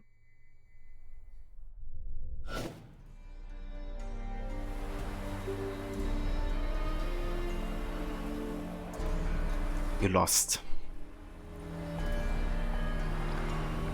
So, any better? Yeah, thanks. Wine's revived me a bit. This plonk could revive a corpse. An exquisitely rank vintage. You know what, though? It's good at last to taste something real. So, have at it. Tell me what the blazes just happened. Your brand's gone. Guessing that's a good sign? Ah, so is that what he says? You are insignificant, you think you have defeated me, but you are wrong. I can't be killed, I will be back. Damn. I never knew what he said, actually. That's really cool. Thanks for translating that, Spectre. Yeah, such a good DLC, Spectre. I didn't get the Viper. Honestly, it's a tie for the best steel sword is Toussaint and Iris. Yeah, I have the Viper steel sword, I believe, but I didn't get the Viper silver sword just now in that level. I kinda wanna run out of time, so I just went there immediately. That's alright. Like, I'm gonna get the I forgot the name of his sword in Blood and Wine. kind of like scouts with you the more people you kill. I'm probably gonna be using that sword instead anyways in Blood and Wine.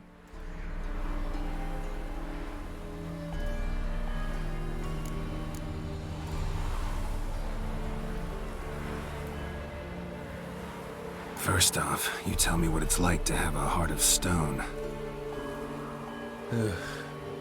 It's wonderful at the start. You feel no fear, no angst, but also no concern, no care for anyone, not even those you loved. And gradually, you lose them. Well, you know how it ended. What about your senses? Taste, smell? All there. At first, I savoured the world like never before. It was stronger, more clear. How's that possible? I did not wish for a heart of stone. That was a mere side effect.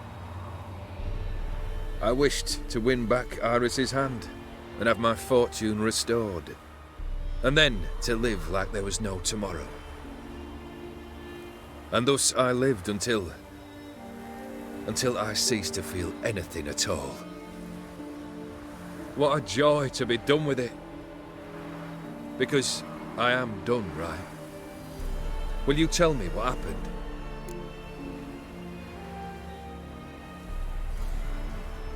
Yeah, the Iris is really good. I'm definitely looking forward to use it, the sword. So apparently it's Georgian language. Interesting. Very interesting indeed.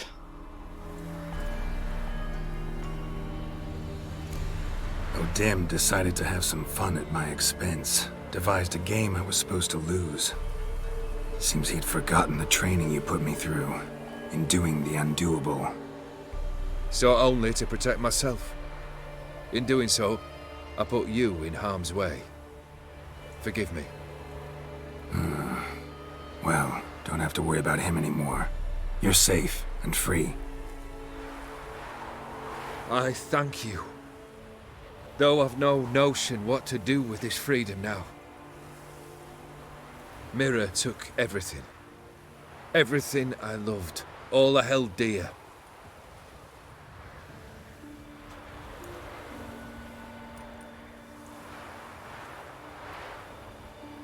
Not true.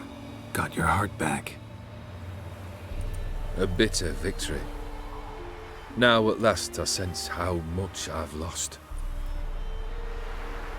I've a heart again. Yet all it feels is grief, sadness, and defeat. My life is a ruin. Did I say goodbye to Shani after I researched on O'Dim? I actually didn't. Damn, I forgot about that. I could have had a chance to play Gwent against her, didn't I? If I went back to her.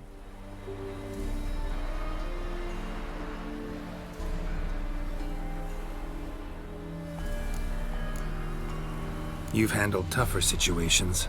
You'll figure this one out. Got a company of faithful comrades waiting. Got a home, your fortune. No. I cannot live as I did before. So what'll you do? I don't know. But one thing's clear. It's time I took fate into my own hands. Lived life anew. And truly, this time. Sounds like a plan. I'll never forget what you did for me, Witcher. I have something for you. Can't accept this. You can, and must. This sabre's been in my family for generations. Even when I'd lost all else, it remained at my side. Means a great deal to me. All the more reason why I can't take it. Do me the honor.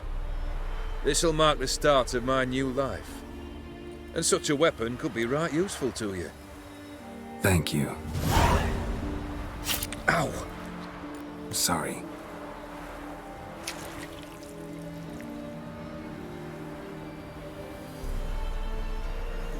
You needn't be.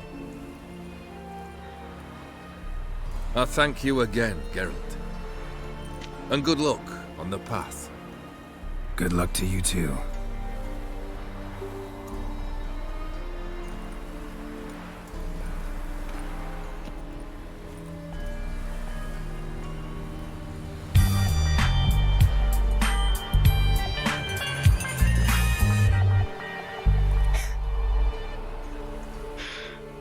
Good time, Inspector.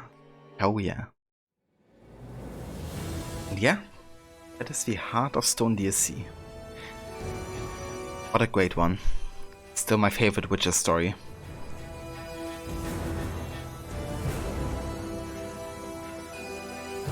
So I can go back after this quest even, Sparrow. That's cool. Yeah, I'm gonna do that then.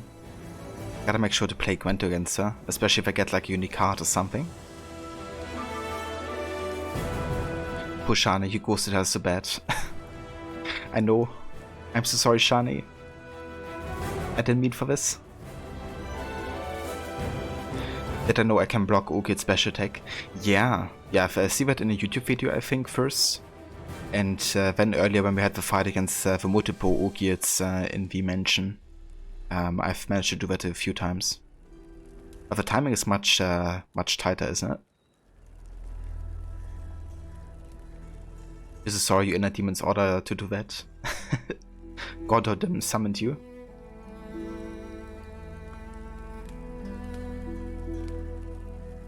Such a great DLC. Used to have his sword in the Corvo Bianco mansion. Yeah, I'm probably gonna put it up there as well at some point. Like once you outlevel it. Imagine if you had like a function of a blacksmith to kind of like upgrade your weapons to your current level. That would have been cool for the Irish sword.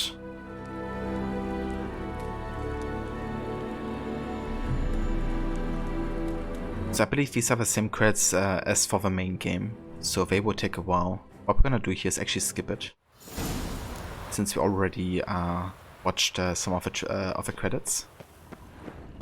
And then I wanna make sure to meet Shani if I still can. Just gotta find wherever she's like located.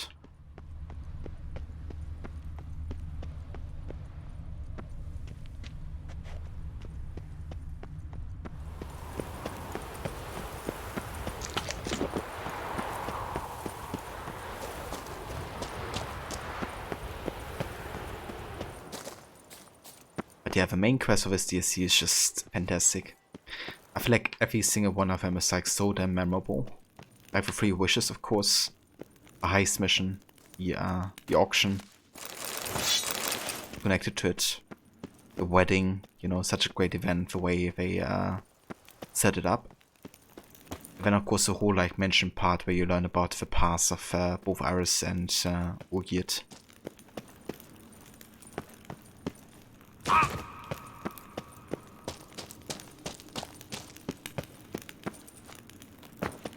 Let's actually go ahead and equip Iris, right?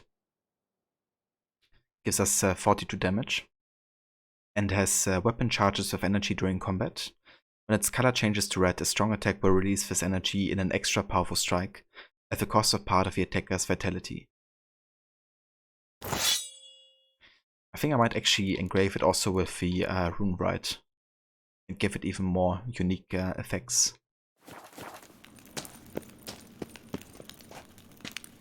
No worries, Spectre. Thank you for dropping by. I hope you have a good night and a good rest. And yeah, catch you next time.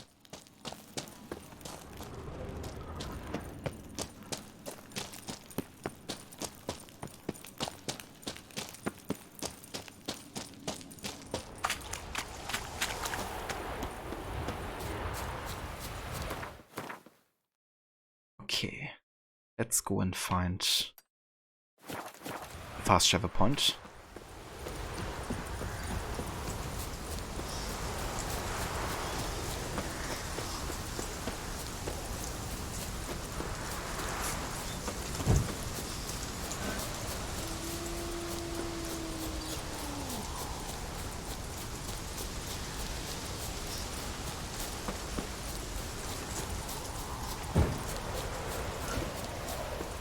Please incinerate. Are you late? Yeah, only by about 2 hours, Mola. Welcome in, dude. I hope you're doing well. Hope you're having a good day.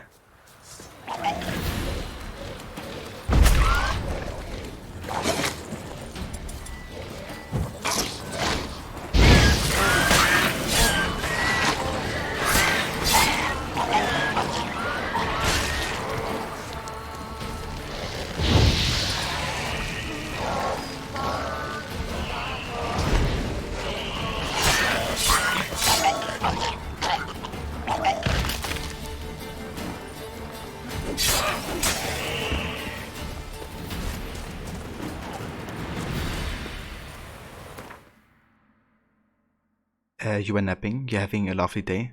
Oh yeah, that's great to hear, Mola. Hope you had a good nap.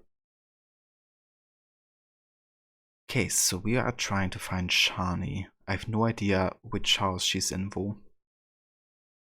Does somebody know which house in Oxenford hers is? I think it's like around the center here somewhere, but not quite sure.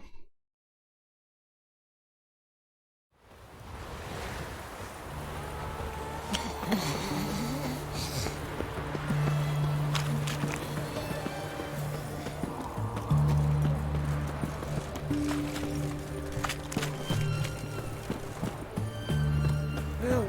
Save me! I'm dying of poverty. I'm dying of poverty. Is it down here? Honor in the fatherland. Okay, hold on. I'm gonna look up Shani's house real quick. Before I like visit every single house in Oxenford.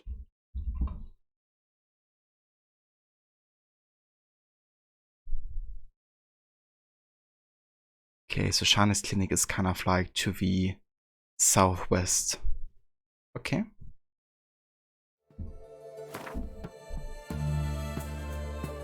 So about down here, I think.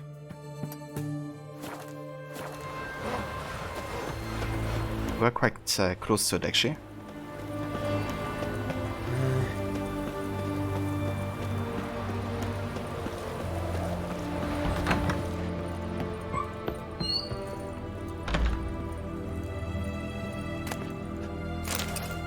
Ah, never mind. So she's not here anymore, but we can still get the card. That's cool.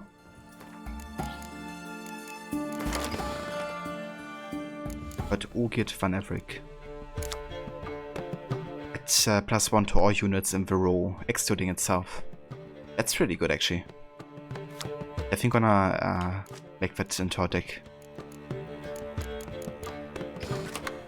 Very nice. I think we can even use it for like multiple actions, can't I? Indeed. Nice.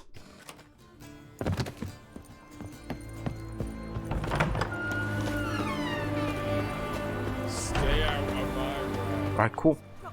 So, that officially finishes the Hearthstone DLC. We still have a bit of time left for tonight to actually make a start on Blood and Wine, which is what I wanna do. So let's go straight ahead to the quest that starts it. I've already done it before, but it took us immediately to Saw. So I kind of like load it back in order to save and set it back completely. So technically we already listened to the dialogue, but I'm going to listen to it again.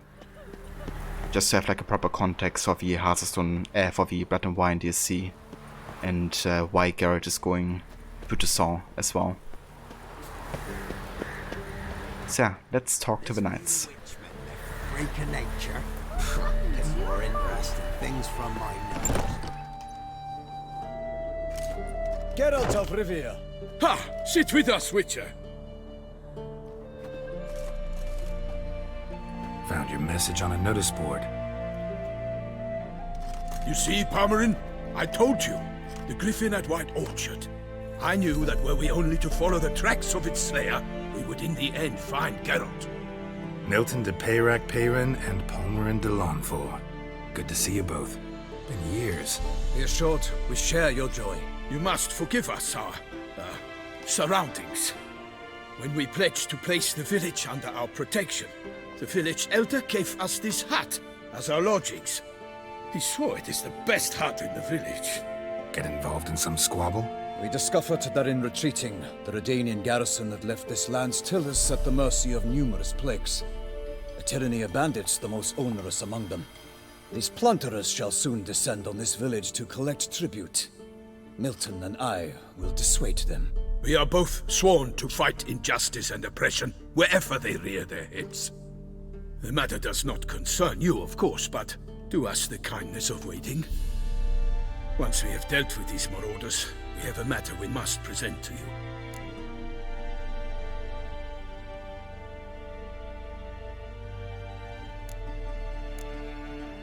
Yeah, let's offer our assistance here to deal with the bandits. So, plan to go out and meet the bandits when they arrive? Fight them? Parmeron wishes first to appeal to their sense of decency. But I expect they will be deaf to this. Yeah, completely. We must afford them a chance to stand down. Many a hardened outlaw has left the path of wrongdoing upon hearing words of admonition. Doesn't happen in these lands. Ever. If they do not heed my reprimand, we at least will know we have done all within our means to evade bloodshed. Fine. Naturally, I'll help when Palmerin's rhetoric falls on deaf ears. Excellent. Then we've but to wait for the rogues to arrive. They're coming! Hear that? Your bandits have arrived. Let us go out to greet them.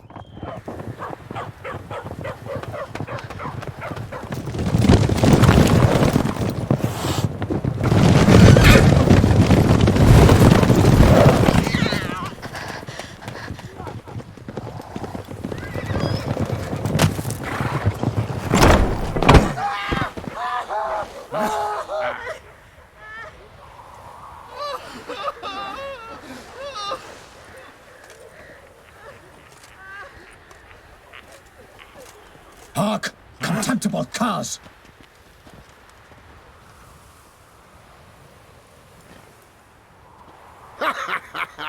He mean us?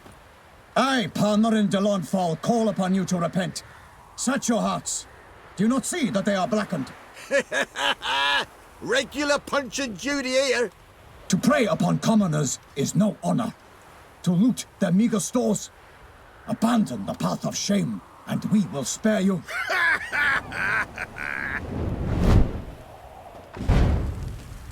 Right good jest, that. Had us a laugh. Now, fuck off or we lose our patience and you lose something else. Nay, wait, Zorg. These lads are lark. Mayhaps they know some tricks. Oi, players! Can you toss balls all loopity-like? Or do that thing where one spits fire while the other farts? That's a culture clash right here. Or if the people from Toussaint are so dramatic and over the top in every way, you love it so much. Yeah, me too. It's like a nice way to also differentiate between like, I guess kind of a mentality between Velen and Toussaint as well. Welcome back, Lucinda. Did you miss anything good? Well, you missed the ending of your Hearts of Stone DLC. We just finished it, but yeah, it was fantastic. I really loved replaying it. It's a really good storyline, the Hearts of Stone one. But yeah, we ended up making a deal with the devil, and we waged our own soul, and eventually we also did beat him. And freed both the guy who lost his heart and our soul as well.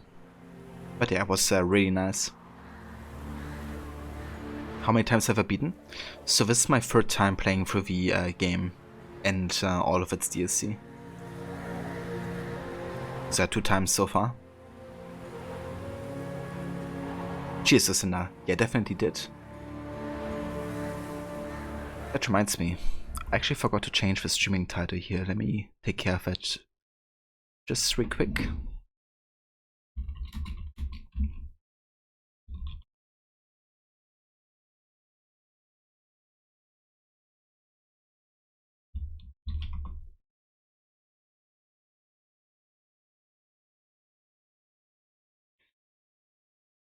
Okay.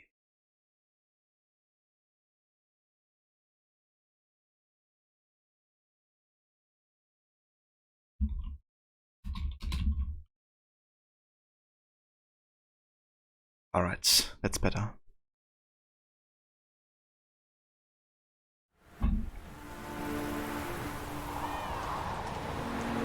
Noble Palmerin's giving you a chance. Now I'm gonna give you some advice. Do what he says. Or what? Or you'll find yourself fighting knights errant in the pay of the Duchess of Toussaint. And they eat scum like you with their morning porridge. There's 3 of them. 2 turtled up in armor. We'll come back later. Some wench sent them. Folk will say we's afeard of wenches and jesters. Ooh, insulted the Duchess. Not good. Indeed, we cannot let the affront go unpunished. I swear upon the Heron you will pay with your own blood! By the crane, villains, ready your arms!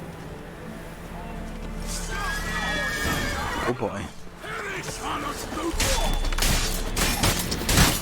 Damn it.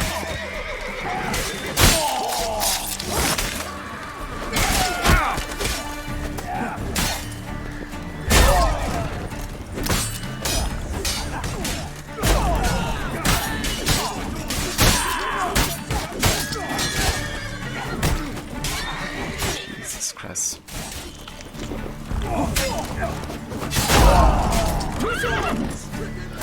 This guy's the damage. Okay, let me actually assign some potions and stuff here.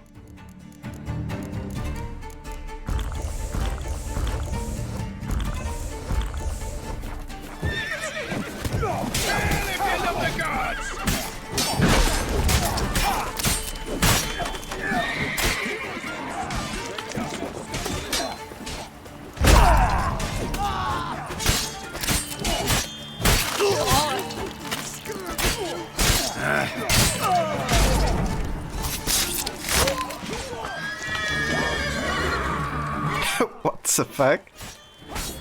Where did that guy fly from?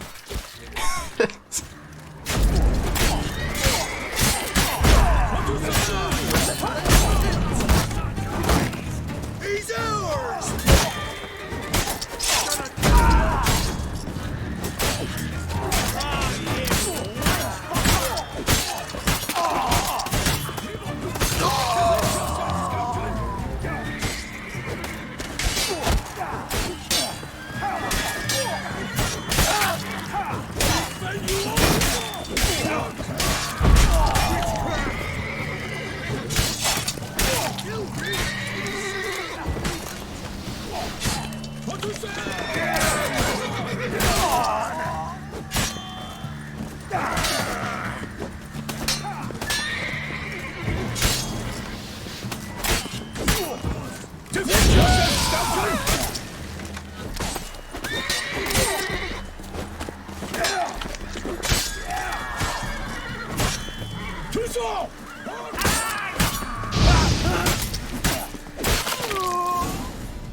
Why do they not emerge?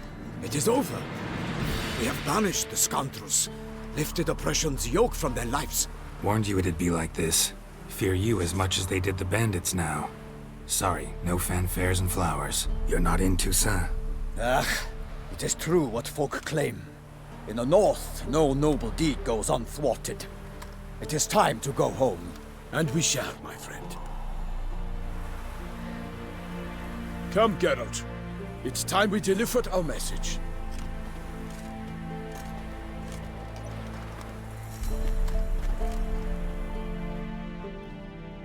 So fess up.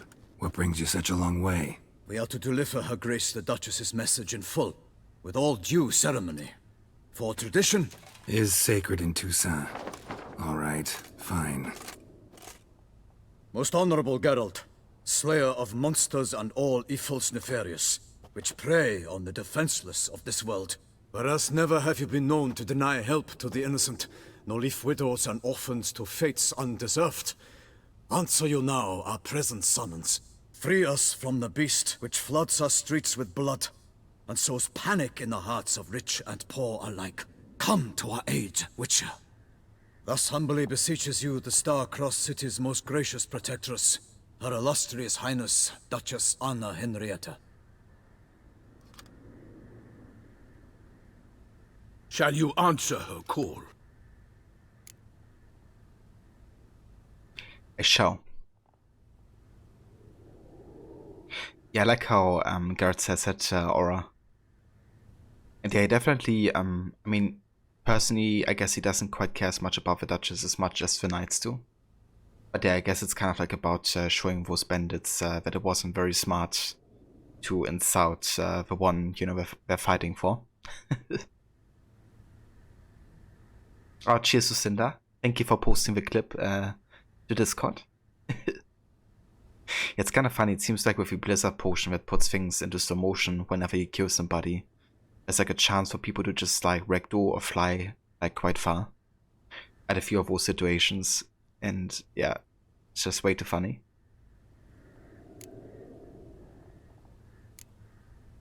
Might be the most fervent request that I take a contract ever, and the most polite. And now we've got all that behind us. I want to hear more about this beast. Some kind of monster?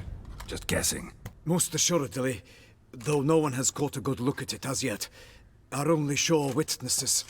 The bodies massacred in a brutal, horrid manner. Look, some sketches drafted from descriptions given by those who claim they glimpsed the beast. Each quite different. To my mind, these witnesses lie. How many victims so far? 2. When Her Grace learnt of the second, she discharged us immediately to fetch you, promising grants of land and fortunes in gold, should you answer her summons. An ill wind blows, Geralt. The beast cannot be tracked. Folks say it wields black magic. Also, both victims were nobly born, and the start of a tourney draws near.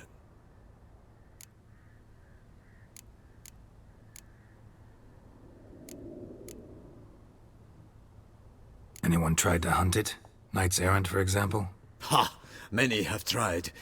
Baiting, waiting in ambush, but to no avail. The beast is clever.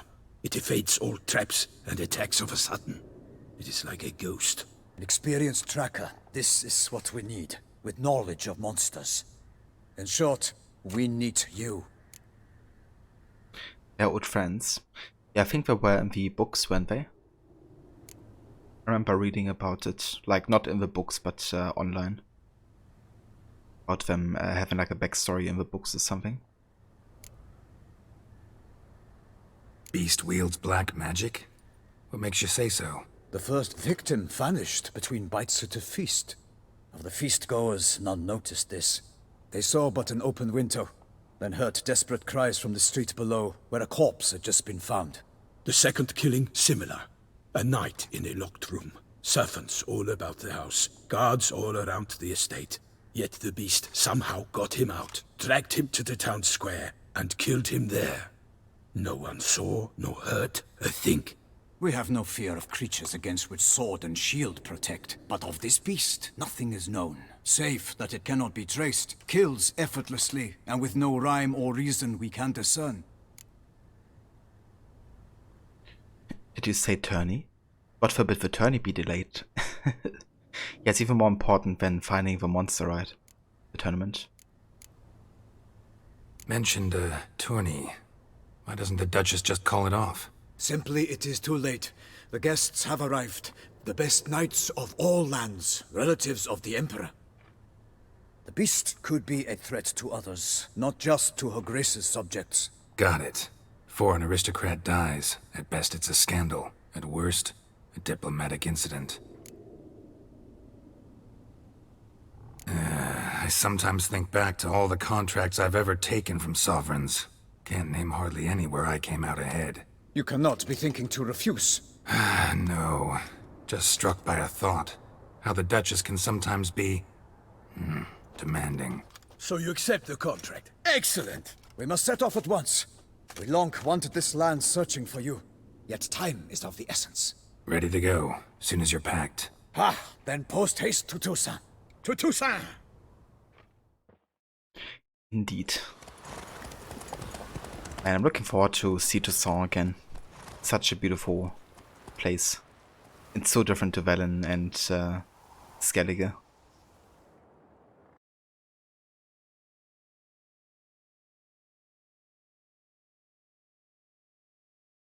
I feel like with the DSC and Witcher content that really inspired Odyssey as well, with like its world design and how vibrant it turned out to be.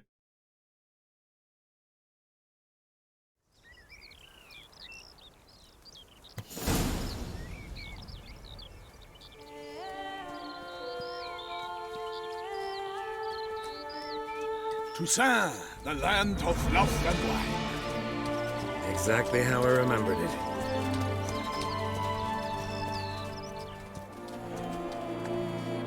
You will find Beauclair's changed some these past years. Walk about when you have the chance. You will see for yourself. To me, place always seemed straight out of a fairy tale. Knights errant, elven palaces. You insinuate that we are somehow odd? I shall prove you wrong. This I pledge on the Heron.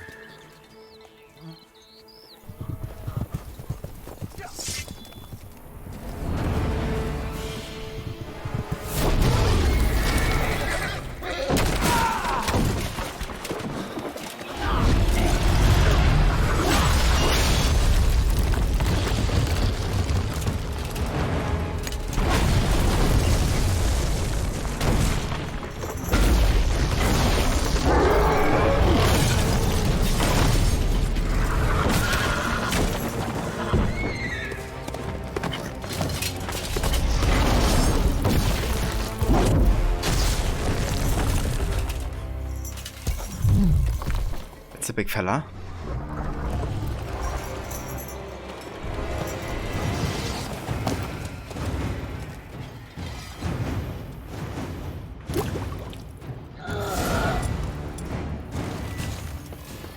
For my baby! You watch out! I kill a monster! One for all!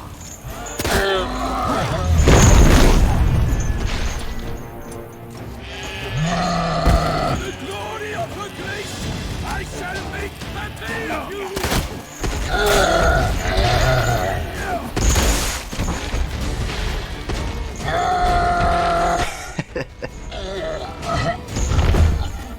So you can actually one-shot this Cyclops if you just hit him in the eye. Big beast. Tackling it single-handed? None too wise. Neither is love born of wisdom, Witcher. So, Guillaume, out with it. Which fair damsel inspired you to vow to kill that filth? The most beautiful among them. If he wishes to guard her name a secret, he need not reveal it. You I do not know, sir, nor seem you a knight, yet still I am profoundly grateful, nay, indebted to you for your succor. This trophy, sir, is yours. And everybody is so nice here. Here's the new trinket, Niva was new. Go back to where you did the show with your crossbow. If you have the cute ears and cool badass glasses, you thank me later. Ah, nice. So with the cute ears, do you mean the Arthur's ears from the wedding? Because I didn't get those, I don't think. I did get the glasses at the auction. Lighting into song is amazing. You can almost feel the warmth of the sun. Yeah, it's like such a big difference as well to what we like to the whole like color palette as well in Velen. But there's definitely a welcome change, I think, in environments.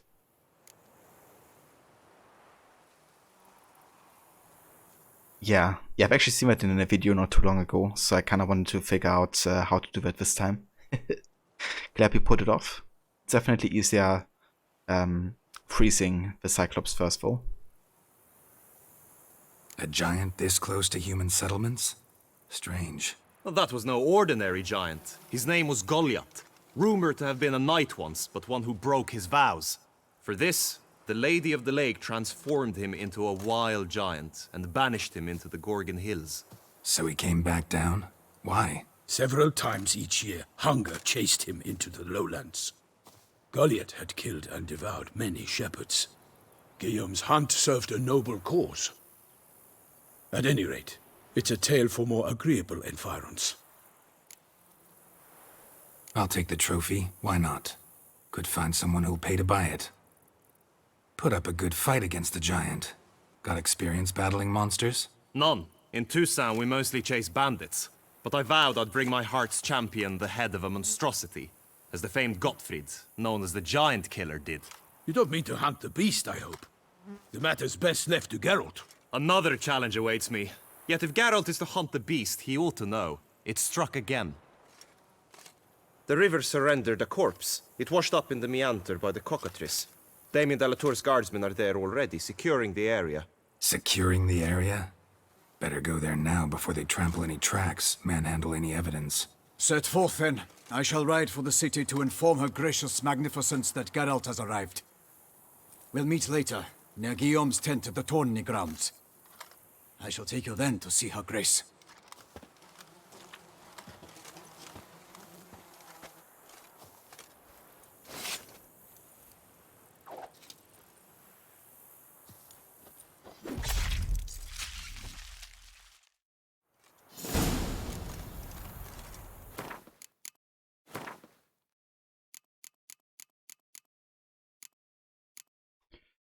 Goliath.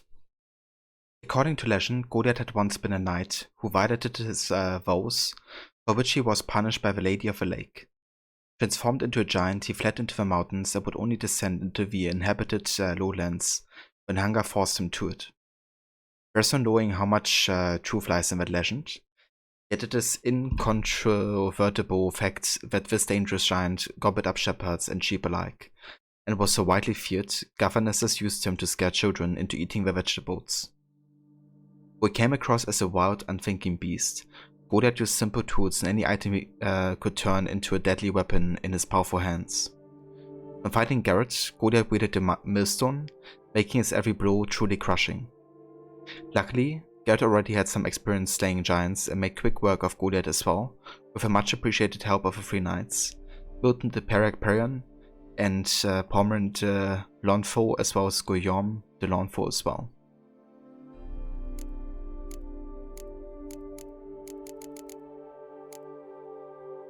Also the Beast of Beauclair. It's kind of interesting, it's regarded as like a beast in the bestiary. Eyewitnesses to gruesome monster attacks always have a hard time describing the creature in question. The beast moves quickly and often attack at night, while the witnesses are terrified and primarily concerned with fleeing for their lives. As a result, witches quite often have no inkling what creature they face until they find tracks or otherwise establish something for themselves. Such was the case with the beast tormenting Beauclair. Garrett knew it was deadly, elusive and fiendishly clever. Everything else he had heard was clearly the product of imaginations, led by fear of a dangerous predator.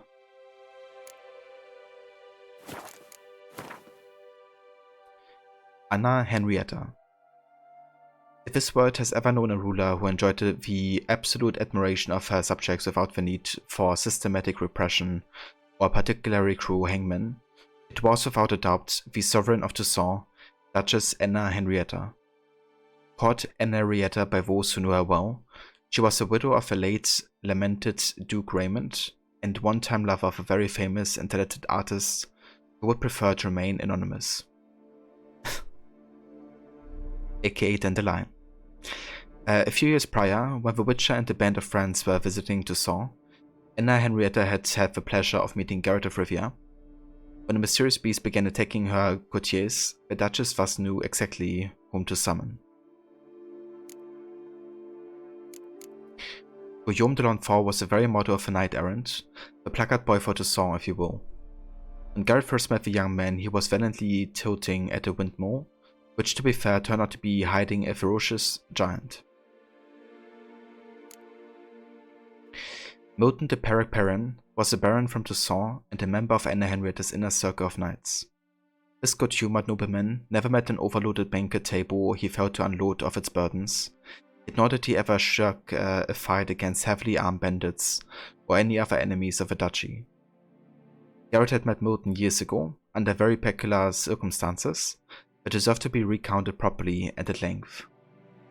The road crossed again when Milton came to the Witcher as a Duchess' envoy, to ask our hero to journey with him to Toussaint.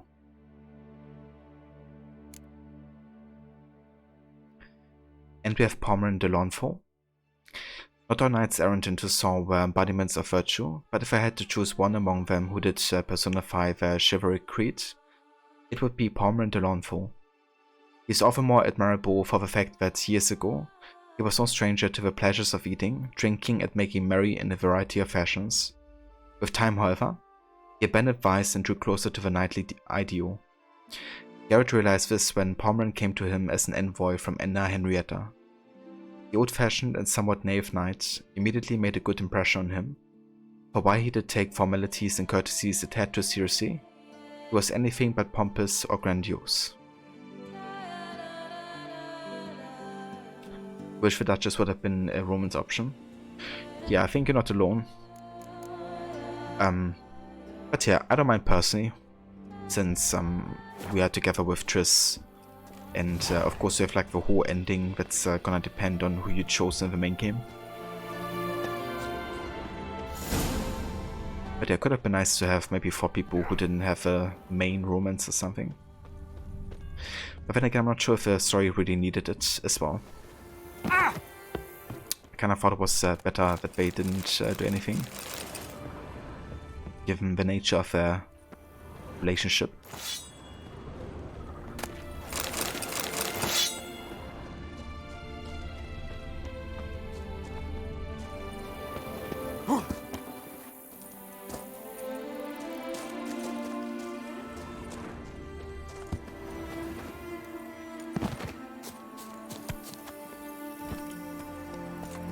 Yeah, we loot everything. Even when Gotterdam is giving us a riddle, we still looting. Oversaw his upbringing. Guillaume is his kid.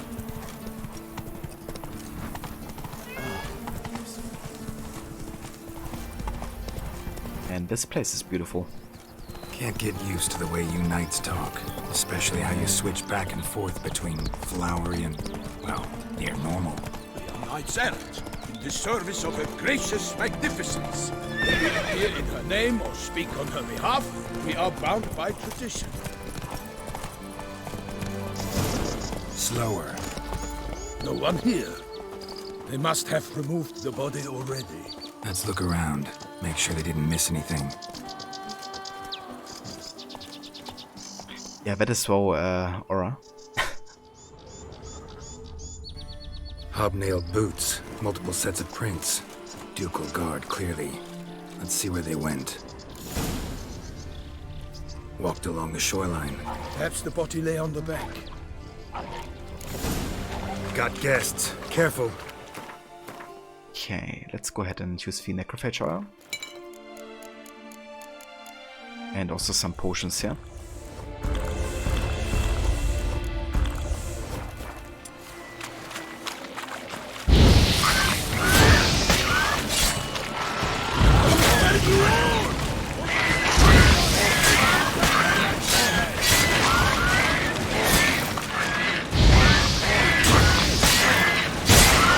Holy shit.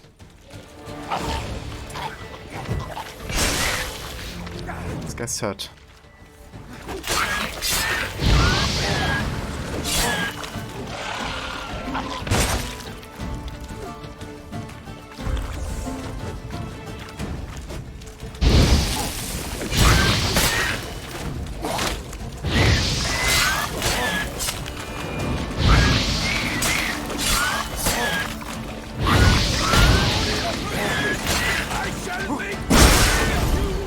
Drawn here by the smell of blood. Let's keep looking. So the character entry kind of implied that Dandelion had a romantic relationship with the Duchess at some point. But it's not like ongoing or something. But yeah, it did happen in the past.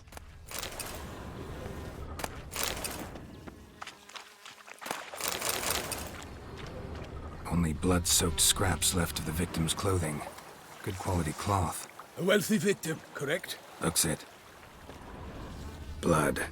Guardsmen pulled these nets out of the water, then cut the mutilated body free. That's true as well, the sinner.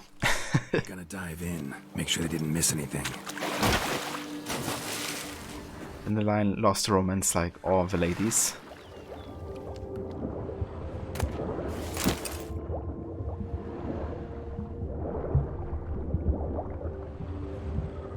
Man, I love his ambient music in Toussaint as well.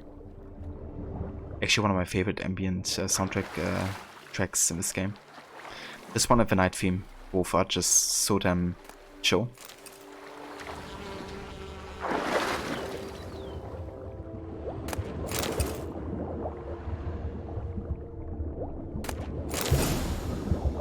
Handkerchief. Silk kerchief, monogrammed DLC. A noble's accessory, clearly. Need to comb the bank. The Duchess even asks about him at some point. Ah, does he? And if you fuck up the story and go to prison, then the line comes to Toussaint to convince the Duchess to let Garrett free. Oh, that's really cool. It's nice that there's like a connection to Dandelion if you end up in prison. I've never ended up in prison in the Mario 2 playthroughs that I did, but I always ended up getting the Duchess killed by her sister, so maybe this time I can make sure not for that not to happen and get like the happy ending. Look, a boat was launched here. Guardsmen must have loaded the body parts onto it, taken them somewhere. Need to find out where. I'd like to look at the corpse before it starts to decompose. The inn.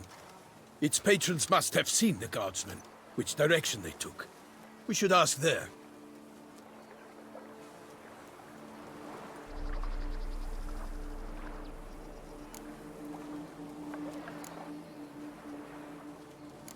Seems we've got ourselves an audience. You think this surprising? The locals will tell the children of children they do not have yet, of the day a quartered corpse was pulled from the river.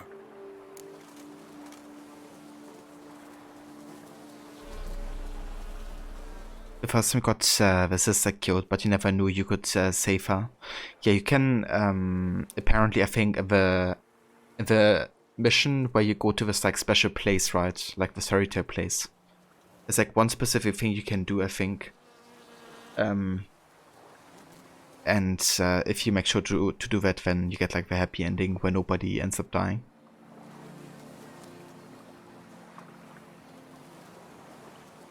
Yeah, that's fair. I might also have to look into what is like really required of me to do to get that ending. Because yeah, I would like to end this playthrough on like a happy kind of like side. I mean, it's gonna happen regardless, I think, with the ending cutscene, but I'd rather not have the Duchess be killed or something. She doesn't deserve that. One thing. Found a handkerchief in the water. Monogrammed DLC. Mean anything to you? Delacroix? It cannot be. Was it he the beast slew? Seems so. Knew him well? Long past. We were close friends once, but our paths diverged. He was a man of extremes, standing by his companions no matter the odds, fighting his foes to the bitter end. Foes? You have a lot of them? He did, but I do not see what that has to do with the beast. Ah, Geralt, you've struck a raw nerve. Memories of a time long past, to which I'd rather not return now. I understand. We can talk later. Let's go to the tavern. I shall have to leave you soon. Return to court. Barely got back to Toussaint. A knight in the service of Her Illustrious Highness knows no rest.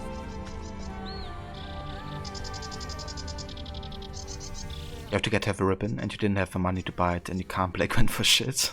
In fact, I'd feared I would return too late to fulfill my duty. Yet it seems I've arrived in the nick of time. But it's good that, you know, you can play Gwen at least to win it. Probably do that then. Once you have finished examining the corpse, be sure to report to Anarietta. Anarietta? Her Grace, the Duchess. I forget myself at times. We address each other by our first names in private. Never in Pomrin's presence, however. He finds such familiarity offensive. A watering hole for traders, smugglers, boatmen. But you will find no better crayfish chowder in all Toussaint. I like how he's running, and it's like almost as fast as I am walking. Must be the heavy armor.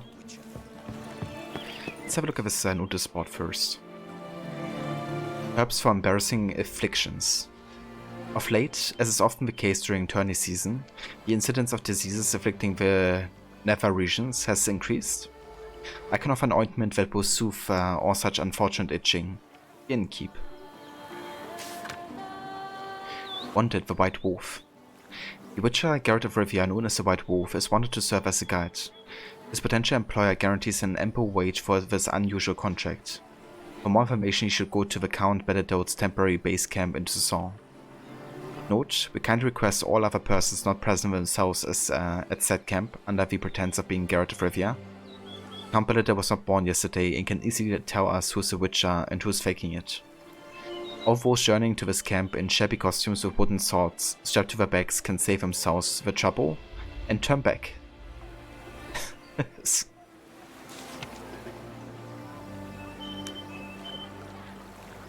Notice from the Ducao Camerlengo. Calling on knights errant and other strong men. The duchy needs you. Your aid is required. Bounteous rewards are in the offing. More details available at the Ducao Camerlengo's offices or Knights Dormant Square. Announcement from the Office of Internal Revenue of the Duchy of Toussaint. The Office of Internal Revenue hereby announces a limited live auction to be held regarding the sale of a piece of developed real estate and accompanying agricultural land located in the Caroberta Woods region, having been left to the ducal treasury by the late Count Crespi, who departed this world without any heirs.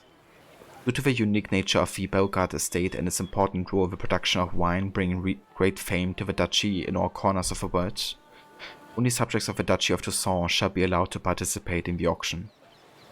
To all knights errants and other such men of arms, be it known far and wide that the services of voluntary keepers of a peace shall be needed. Minor problems are expected to arise during the transfer of the above-mentioned real estate, and said problems for their dissolution could require the application of direct physical force. All volunteers are asked to report to the field office of the Procurator General of Toussaint, near Blackman's Bridge, that is to say, to the place where the auction shall be held. The Great Beauclair Gwent Tournament. It is Count Monier's supreme delight to announce a Gwent tournament of his organization. Those wishing to take part should register at the Pheasantry. Please note this tournament features a new faction developed by Count Monier himself. Let the games begin. Hell yeah. I'm gonna definitely play and win this. And the new faction we're talking about is actually Skellige. So it's gonna be the 5th faction total. And a contract for Witcher and Witchers. Caravan Escort. The Beauclair Coppers Guild is seeking an individual or individuals willing to escort a merchant convoy through an area threatened by the Great White Terror. More information can be obtained from Gaston Legaff at the merchant's camp in the forest to the north of Coronata Vineyard. Morgrim Paulin, Undersecretary for the Threats and Risk Management, Beauclair Coopers Guild. Ducal clerks looking for help. Could be good coin to be made.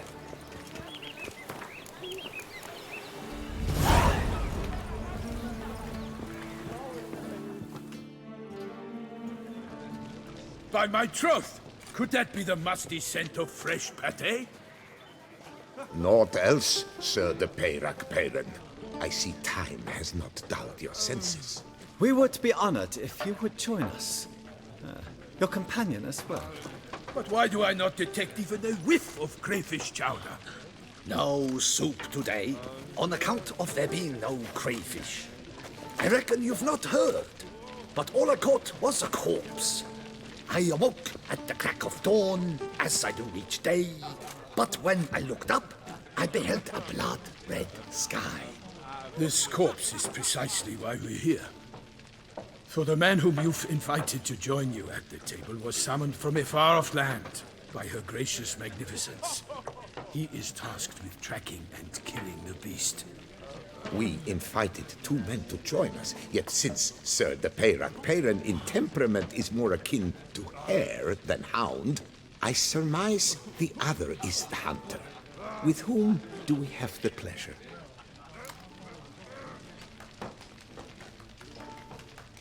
Milton introduced me already. Yeah. I mean, let's just say it, I guess. Name's Geralt. A humble introduction.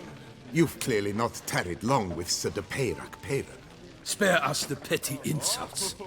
Geralt is a master of the witchering trade. He has questions concerning the beast's last victim. I was the one to find the corpse. The sun had just risen when I awoke, sat straight up in my bed, looked out the window, and beheld a sky red as blood. Ask Geralt, please, or we shall be here till winter. Must have been early in the morning. Went to check your nets and then... I stepped out of my hut and saw... By my troth, to the point, man. You found a body ensnared in your crayfish nets. We know this already. What happened then? Did you see anyone nearby? Did you spy anything noteworthy? Anything at all? Not a soul around, just me. As for noteworthy... well... What did you see? But be warned, if I hear the sky was red again... I saw a head bobbing, eyes bulging, the tongue blue and popped out. Next to it, a hand rocking upon the water. Get a good look at the body parts? They gave me such a fright. I bolted to town fast as my legs would take me, then returned with guardsmen who told me to keep out of their way. They had a hard haul. The parts were so tangled up in my nets, they were forced to cut them. And then the sky was red. this guy. But yeah, the sky being red is actually quite important, I believe.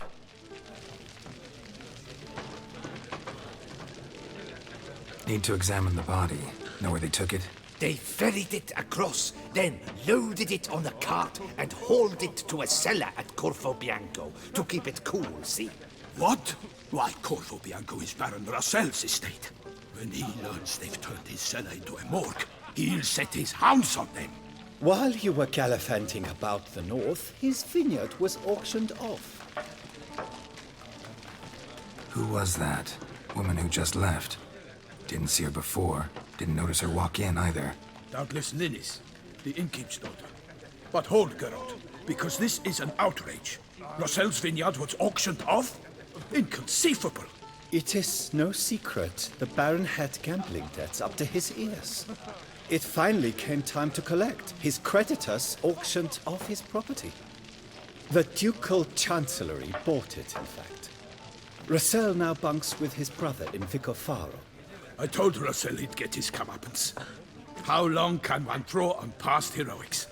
His creditors must finally have defined that his promises meant nothing. Such are the times. Today's knights are pale shadows of the heroes of yore. It's true what they say. God sent the beast to punish us for straying from the old paths.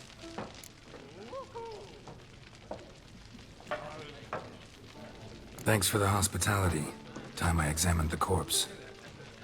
Corvo Bianco lies a short way from here, near the tourney grounds. Just follow the road and you'll arrive. Not coming with? Oh yeah, duty of some sort calls. Some sort? Ha! Her Grace bestowed a great honor on me, even before we departed for Velen. I'm to play the hare during this year's game in the Palace Gardens. When you see me in my costume, you will wet yourself laughing. A little tempted to ask a few questions, but it sounds like a long, complicated story. One involving lengthy digressions into local history and tradition. So, see you later, Milton, and good luck.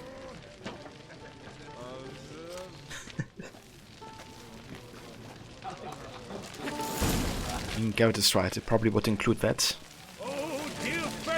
Well composed, Hatter. I must have to pick off the ladies. Oh? Normally I'd encourage you to try our famed fisherman's chowder. But alas, we are all out of crayfish. Could replace them with something else. Perch, for example. Replace crayfish with fish? I beg you. What next? Vinegar for wine? Parsley for thyme? Huh? Your nordlings are a pleasant lot, but about cuisine you know nothing. I mean, fair enough. You shouldn't just replace crayfish with perch. But yeah, let's see what he's selling. Show me what you got in stock. Okay, no Gwent cards. Ooh, what is this? The Goliath trophy. Nice.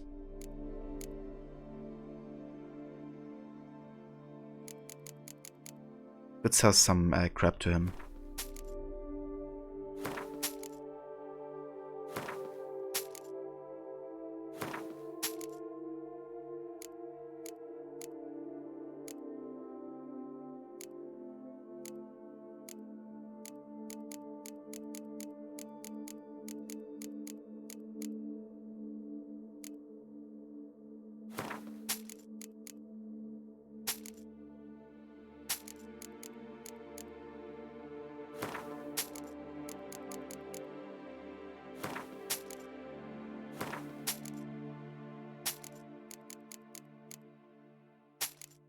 Yeah, these pelts and hides usually weigh quite a bit. And they also sell for quite good in comparison to other like junk.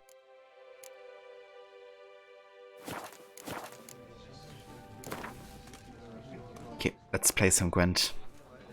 Not likely to taste your famous fisherman's chowder, so maybe we could play some Gwent. Oh, dear fellow, with a fish sock like that, you must have your pick of the ladies. Okay, that was a bit random. Let's actually also add Gauntlet Dim in here.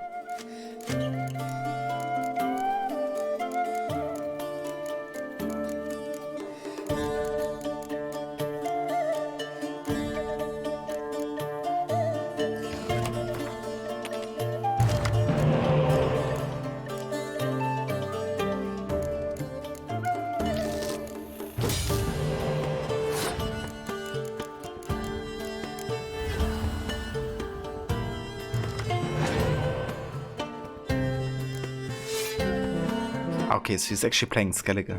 That's the new faction here.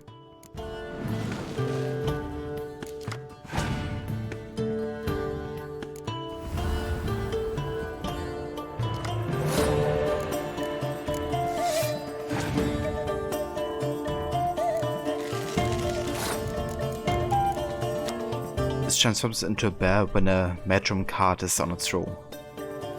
Interesting.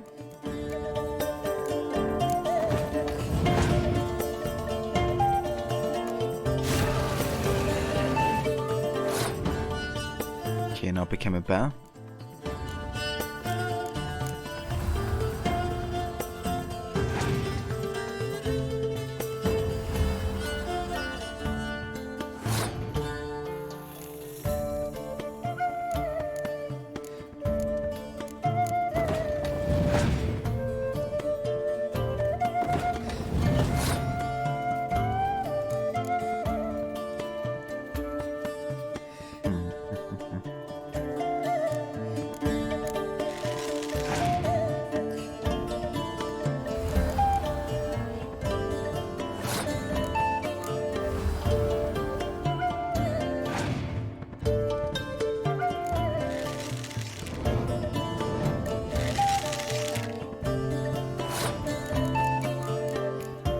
So what does this leader card do? Shuffle all cards from each player's graveyard back into their decks. Interesting. Okay. Let's go ahead and boost our siege cards here. Okay, cool, he passed. That's good.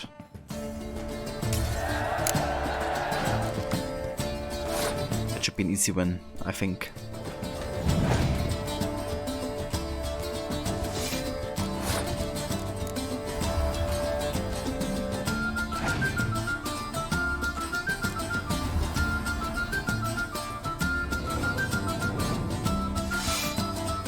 Damn.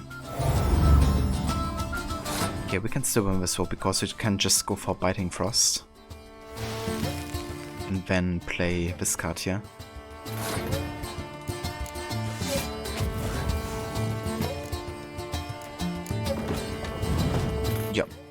GG.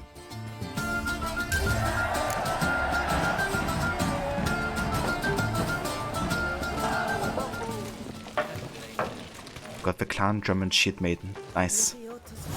Our first Skellige card. Oh yeah. Okay, so let's have a look at the map here. Get a bit familiar with how much there's to explore. So it's almost as big as like Velen, I would say. I mean, minus Novigrad, it's pretty much as big as Velen, I would say.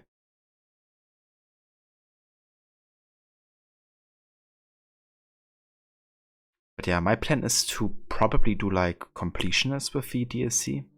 Because I want to find all of the quests, right? However, I won't force myself to do every location if it doesn't lead to a quest or something like that.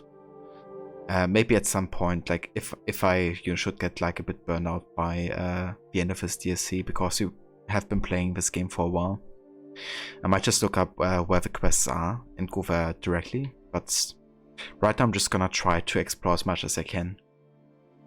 And yeah, if I don't get burned out, then we're just gonna do like everything, I think. Definitely all the quests though. There's actually 19 cards of a Skellige deck we can win.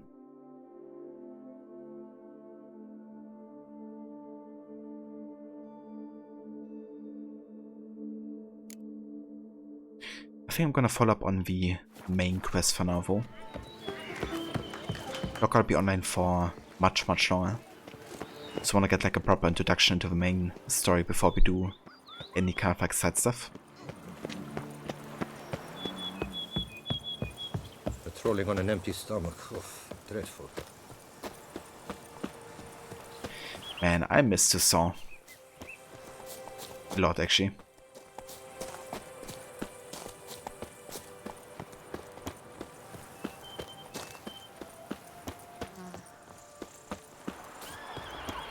It's like such a nice change of pace from previous locations.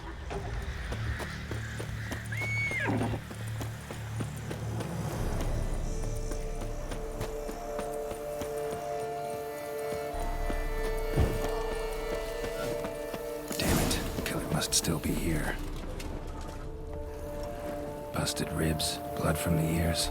Took a solid hit.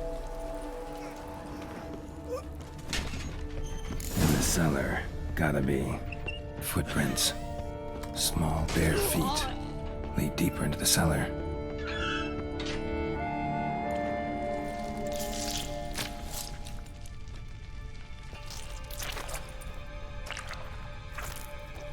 You.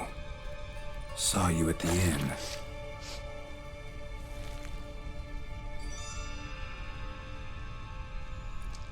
Why'd you kill these people? Clearly wasn't for their blood.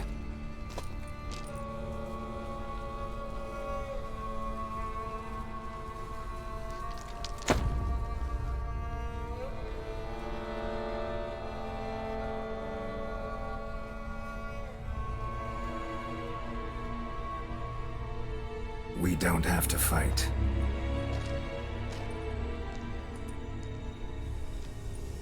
You are wrong.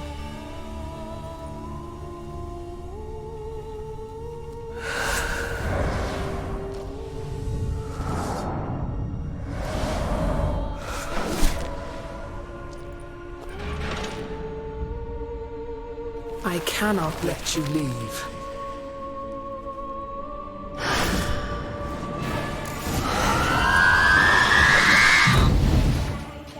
Oh boy.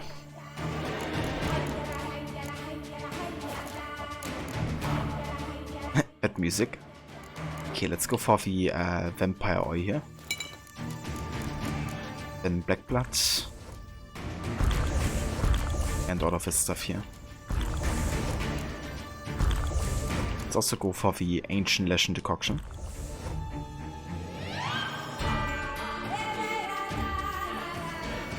Or you missed it too, it's like a nice vacation, well minus that screaming. Yeah. And minus all of the killing as well.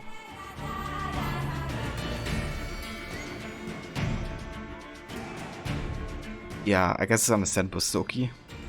considering the nudity that this game has sometimes. But sorry to you about your carnival, that sucks.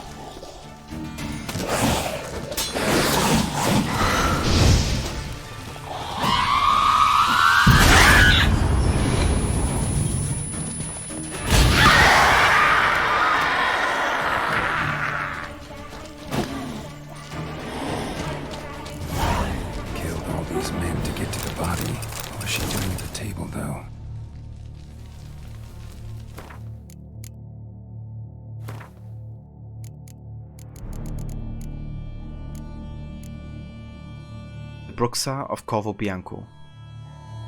The Bruxa Garrett encountered and killed in self-defense in Corvo Bianco differed from other creatures of his sort. Firstly, it was more intelligent, capable of even articulating words in human language without much difficulty.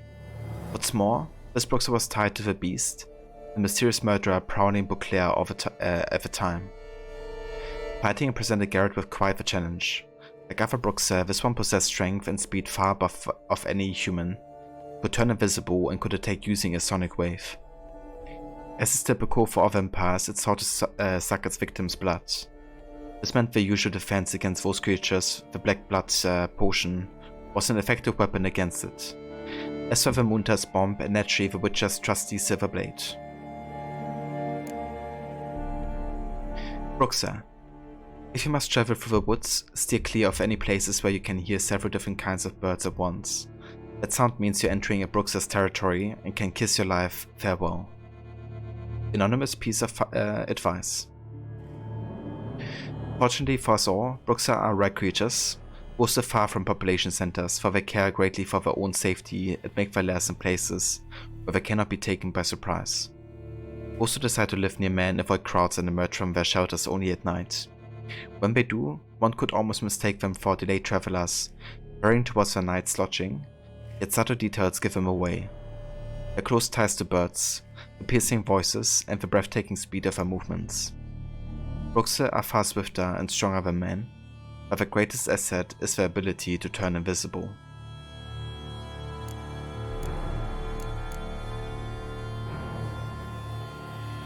Ah, I gotcha, so you can kind of like insecure with art. Interesting. Yeah, sometimes I don't mind like a proper fight, but that's good to know for like future Bruxa. Scurvers. Thought it was just a pile of rotten meat till it started to move. Hippo from Beauclair. Scurvers are Rotfiend's larger cousins. The bodies of these hideous, vaguely humanoid creatures are covered with rotten scraps of flesh, under which lurk even more rotten muscles stretch along a strong, flexible skeleton. Scurvers, which feed on old, rotting corpses, prefer to make their hunting grounds in abandoned torture sites, forgotten graveyards, and old battlefields.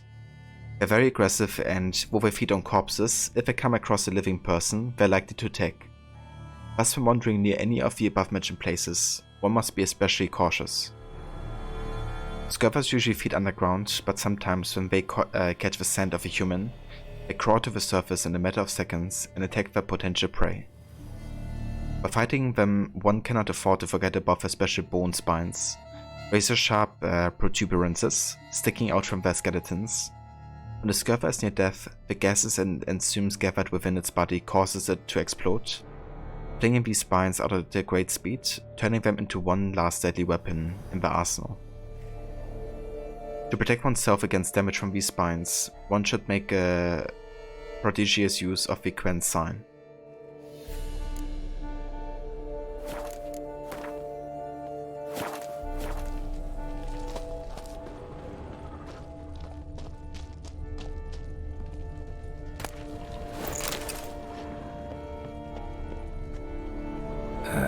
Stinks. waterlogged. Both hands amputated. Body was quartered just as I thought. Laid in water for some time. Head swollen, and something took a few bites out of it. Something in the throat. A pouch, bulging with coins.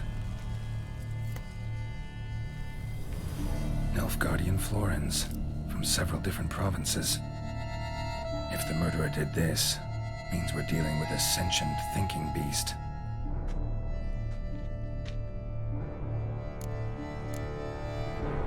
Body was chopped up after death. Blows struck with great force, but bones sliced through, not crushed. Creature that killed him had long claws, sharp as a witcher's blade. First sank its claws into the victim's heart. No Bruxa did this. Third hand. A spare? Except it's clearly not the victim's.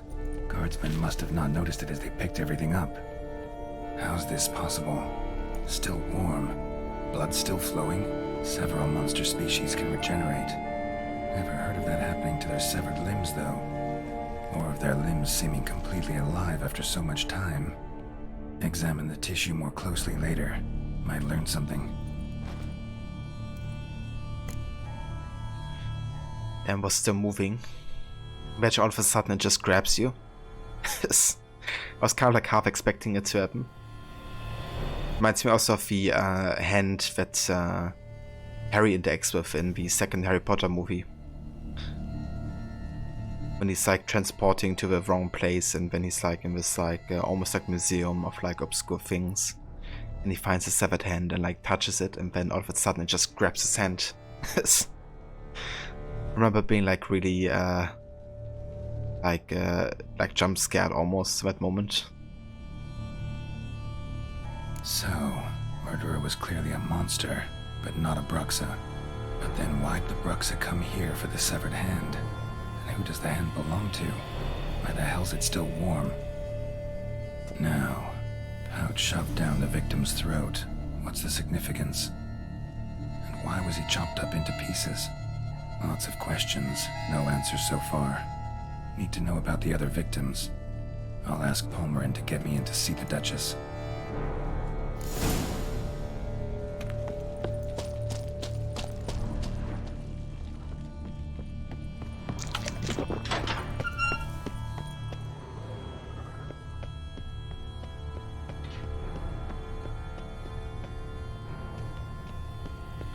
Oh, this can all be ours at some point.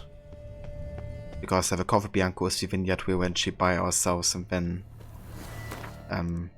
use it as kind of like our home base.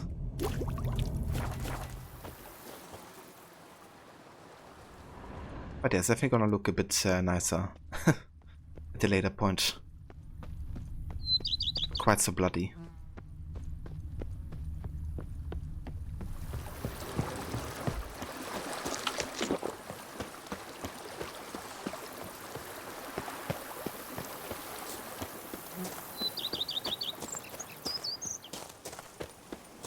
So my build is kind of like an all-round build, focusing a bit more on science. But yeah, I have the heightened tolerance, acquired tolerance, and the poison blades as my alchemy kind of like build, or part of it, to make sure I can use like a lot of potions and decoctions at the same time. Then I use well and fast attacks currently for my attack, as well as Griffin School techniques for my woven master set, which I'm currently using. And then I'm using like a different combination of like science. The upgraded art one, then the upgraded Igni, the magic trap upgraded Jürgen, puppet, which I think I'm gonna replace actually. I don't really use this one too much.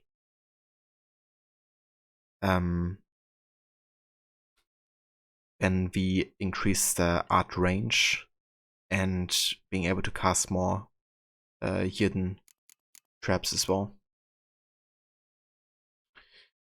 But maybe I actually do something different here. How about we get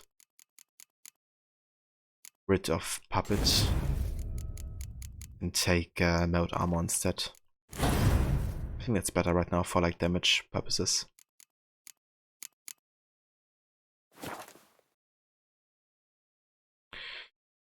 Yeah, some of the decoctions are definitely quite situational, but I think that's what makes them good sometimes, right? Because you have a decoction for almost every purpose or like enemy type or something. For example, the decoction. Let's have a look quick. Potions. Like werewolf decoction, of course, for like if you just wanna like run or sprint outside of combat, can be quite nice. One I use quite a lot is also the Reliever's decoction against Wraiths. Quite unique against them. What I love using was also the Ancient Legend decoction, where every time you use a card, we use the sign, the stamina regeneration will be increased. And that essentially leads to kind of like you being able to spam signs. Like every 2 seconds or so you could like spam a sign essentially. It's really powerful. I also love the Echidna decoction because with a like sign focused build, you get like quite a lot of like vitality back from using signs. There's definitely a few that I quite like. Also the Kamala decoction giving us health whenever we do damage. I definitely don't use all of them, only like a few selected ones, usually.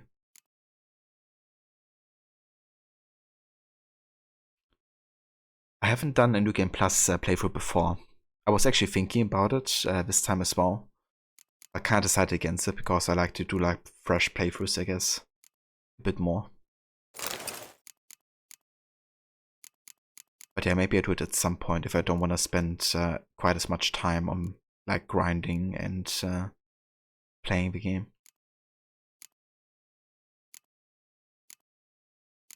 Let's actually change the look on our armor here. We could go for grey. Grey doesn't look too bad actually. Let's go for grey temporarily.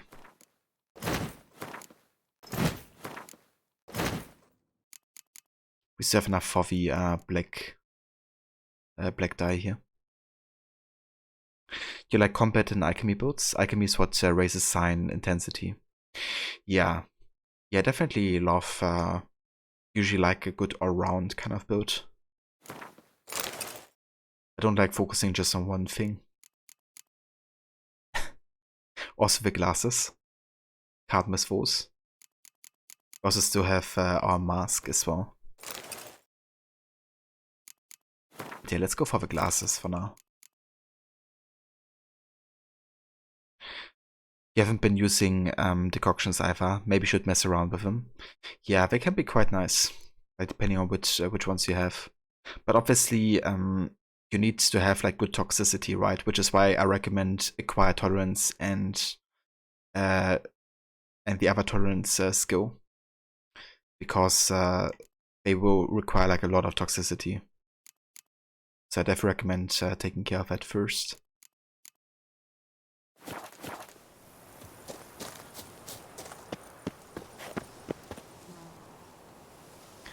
Garrett with his sunglasses.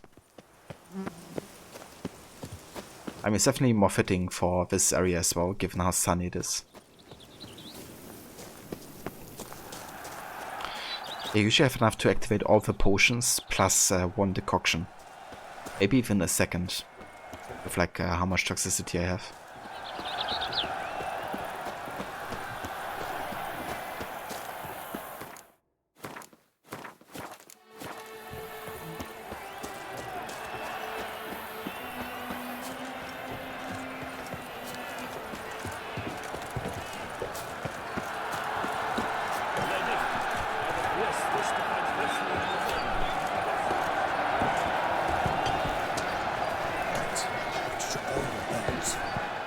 Need to speak to the Duchess, urgently. All right, you scamps. Store is done. Go find your parents. But the Palmerine, what about the story of Riddick and the dragon? Tales for another time. But take a good look at the man who stands before you now. This is Geralt of Rivia, the master witcher who lent his valiant hand to the defeat of the giant Goliath. Master Witcher, is it true virtue always trumps villainy?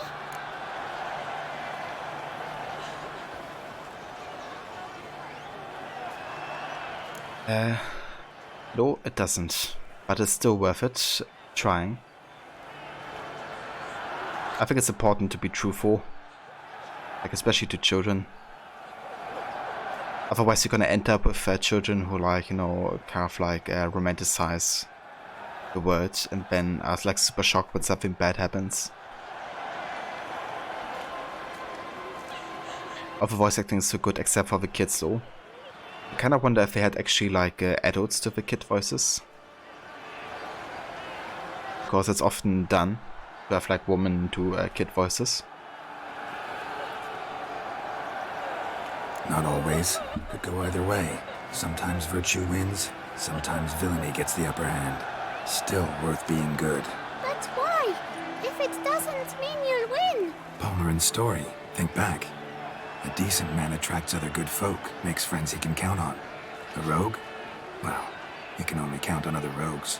And who would you rather have for a friend? A man of virtue? I must agree. Now, that will do for questions. Go find your parents. Our Enlightened Highness has doubtless arrived at the tourney grounds to watch the battle in the arena. If we hurry, we'll be in time to speak with her before the spectacle begins. Lead the way.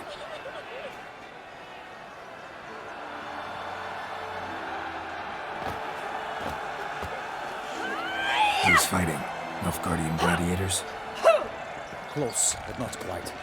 As you will soon see.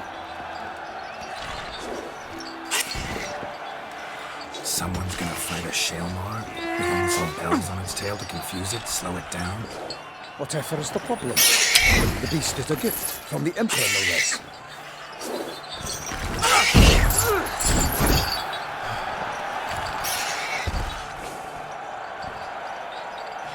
Yeah, what is the problem with that?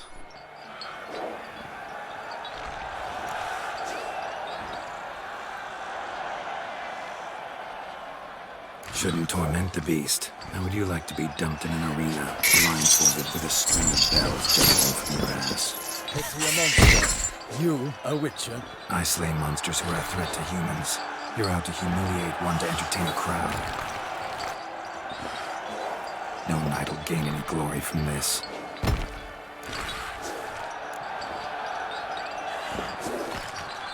Why is that woman always crying around us? Stop following me, lady.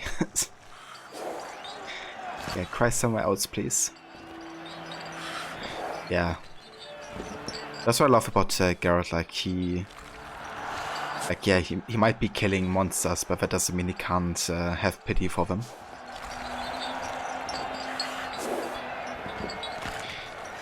Yeah, I'm not sure which ears you mean, Sparrow. Are you talking about the Arthur's ears from the Hearthstone DLC? From the wedding? Because I don't believe I have those. I reckon you have to lose Gwent to get them.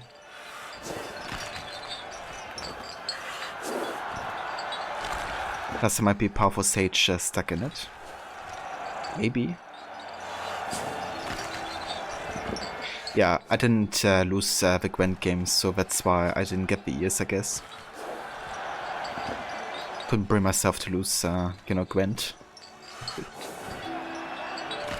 Who's going to fight the beast? Guillaume, a young man you met. Yeah. Mentioned he'd promised his heart's capture a monster trophy. Great love demands great sacrifices. Let's go.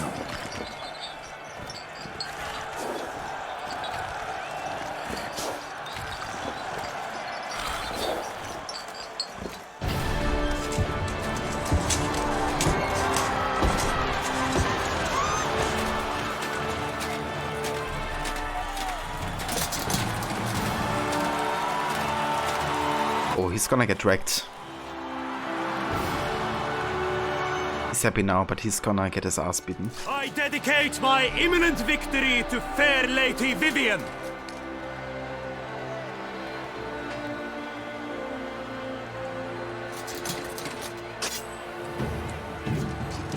It's begun. The fight shall have to end first. We must wait.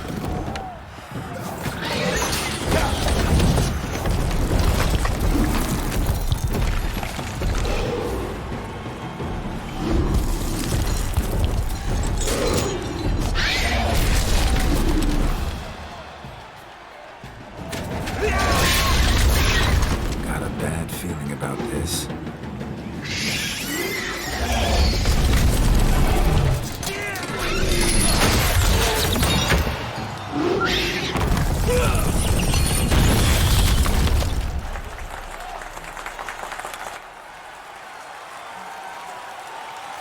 Yeah, well done for nothing.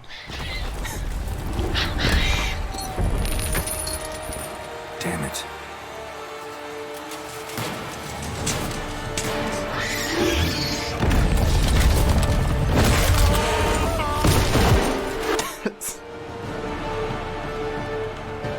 We have to help him.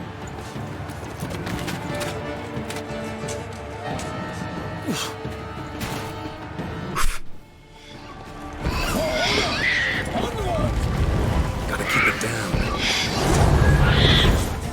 Okay, let's I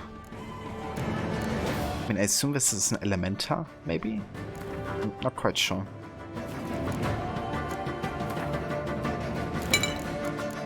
Let's drink a couple potions here.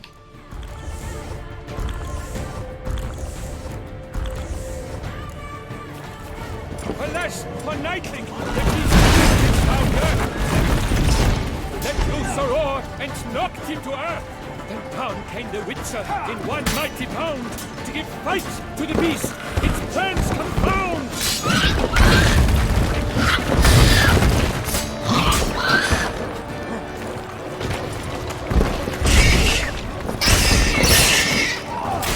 And this guy's tanky. Show me what you got. Out, refrain! Thus the wicked life was snuffed. All our hopes, alas, had turned to dust. Definitely vulnerable to fire here. That's good. Such a triumph against the odds.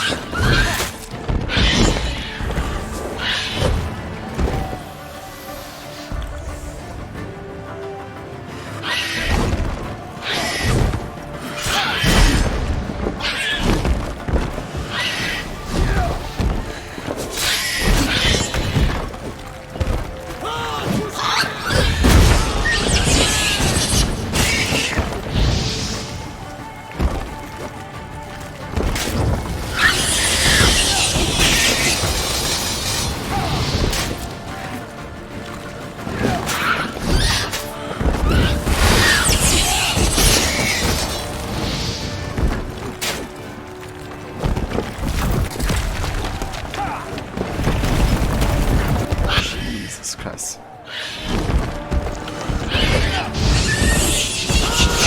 So waited till the time was true, that the world danced and spun,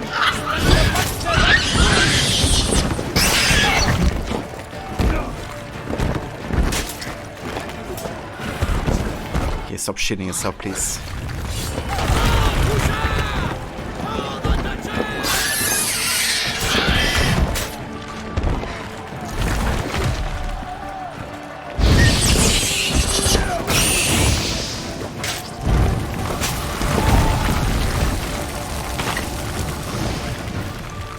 The heck? I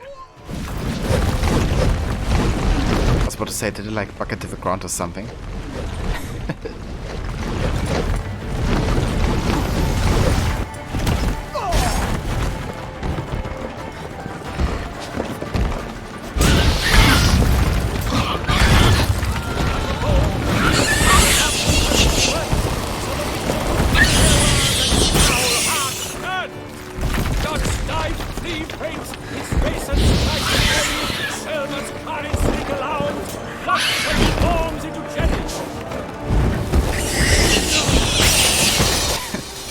Have a bard recognize the situation. It's like, I have to make a song about this. I have to write a rhyme.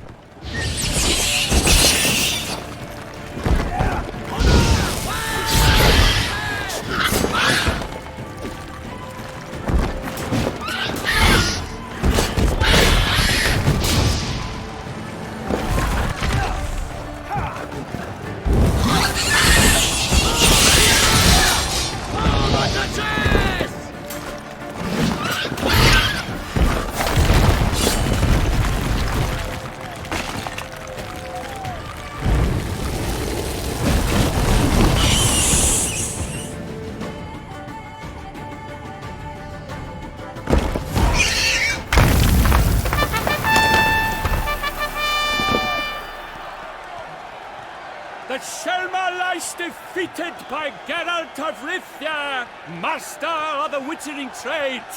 Behold, as the last gasps of life seep from the beast.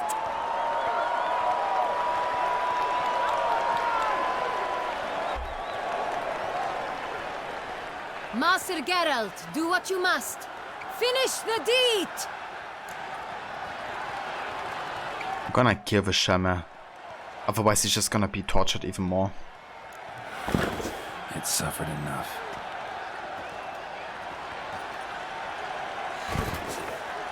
The monster lies slain! The fight is done! Praised be the victors!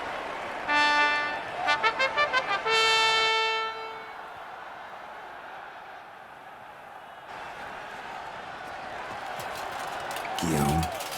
The lad came damned close to dying. I'm fine. Not hurt at all. Vivian? Smile as befits a hero and keep silent. Speech clearly paints you. She approaches.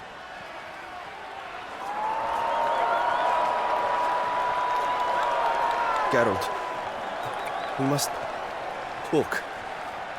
Vivian. You shall talk later, in the medic's tent.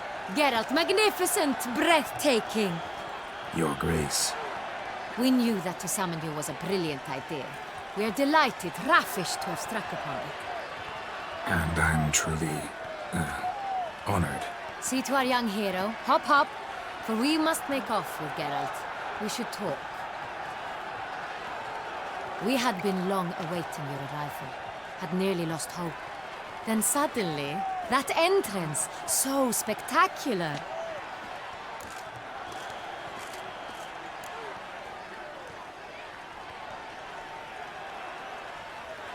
Okay, I don't think we can change our mind here anyways with Ishalma, but I'm gonna make a comment regardless, even if it doesn't change anything.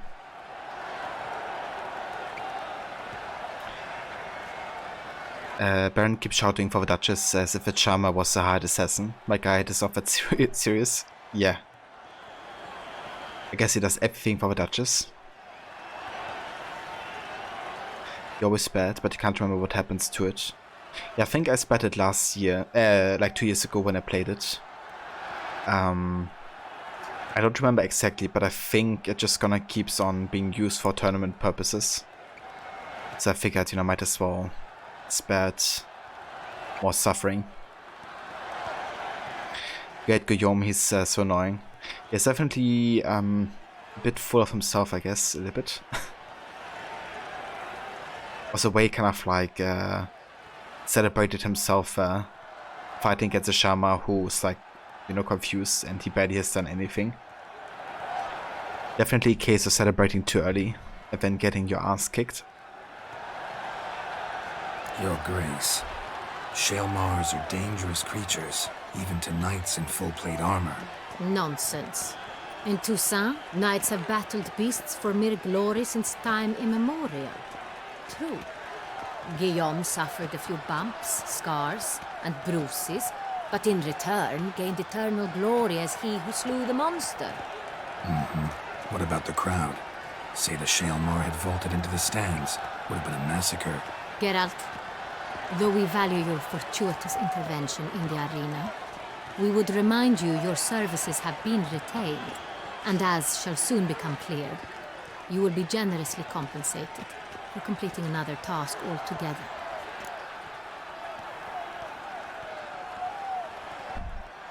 Ah, okay, I don't even remember that that's the case. I remember that you kind of like can help them, right? Like in a way, but yeah, I didn't remember that she was like denying him over and over. Your Grace, my contract. I'd like to discuss it. Naturally, but not here. We shall need Damien. He led the investigation pending your arrival. But wherever could he be? Come, we must find him.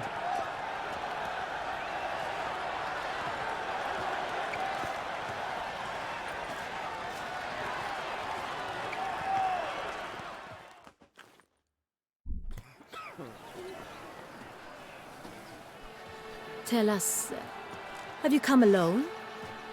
Or did Viscount Julian accompany you? Wish to see Dandelion, Your Grace? Yes. I mean, no. Yes. But solely to tell him we regret. Yes, deeply regret rescinding the death sentence we so justly handed down upon him. If we could turn back time, we would make certain he sat in a tower till he rotted. No, we would ensure he was broken on the wheel, then drawn, hanged, and quartered. She's definitely over Dandelion, I think. Ah, the very man we would entrust with these tasks. Damien de la Tour, captain of my personal guard. Your Grace, Witcher. Greetings.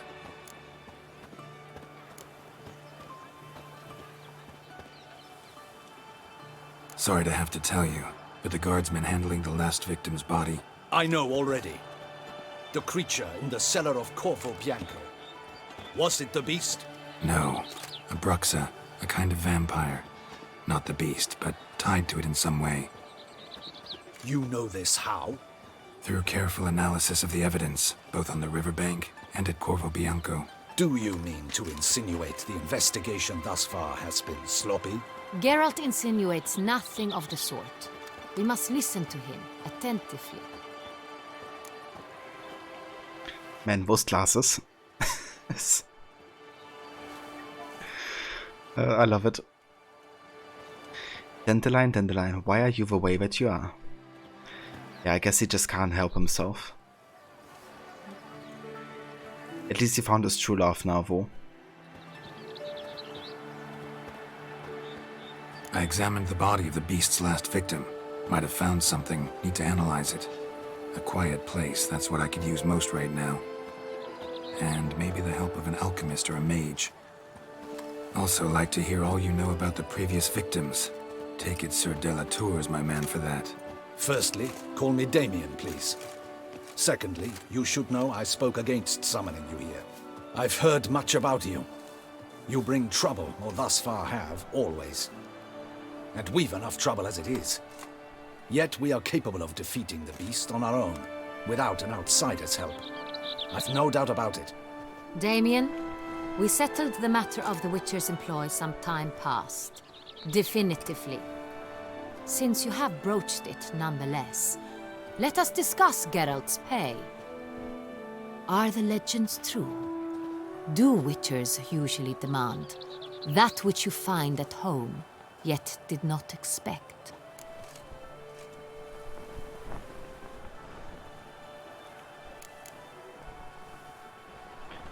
Yeah, that's exactly what we need. Just kidding, I just need money. Moneta. Just give me coins or something. A check always would do as well. But yeah, just pay me. Not quite, Your Grace. Law of surprise, it's something we invoke at times, but rarely. Usually we just take gold. Disappointing. This law sounds rather romantic. On the other hand, on returning to the palace, we would likely find impatient petitioners or a set of sample fabrics for a new dress. Poor rewards, both. I fear you'd not have much use for any of the surprises we are likely to come upon. Thus, we've decided you shall receive the deed to a vineyard, Corvo Bianco, and a sum of coin. You will doubtless consider this adequate. Title to the vineyard shall be given to you at once. Surely you'll need lodgings while you hunt. The coin, however, will be yours only once you have slain the beast. Lovely, generous gesture, Your Grace. But Corvo Bianco, isn't it the Duchy's temporary morgue? Is it now? The Chancellery's bungled things again, we fear. Not to be left unsupervised for one instant. Yet, in its mood, a morgue should present minimal problems to a Witcher. What's more, nothing enhances a wine's reputation better than a grim legend. Thank you, Your Grace. I accept the contract, of course. But as I said before, I'll need some information.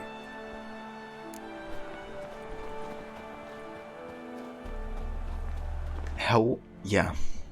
Got the deed to Corvo Bianco. Our own kind of like home base.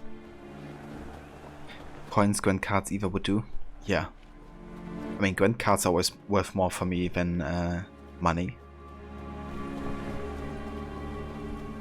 I would trade my entire wealth and Witcher gear for all the Gwent cards in the world in a second.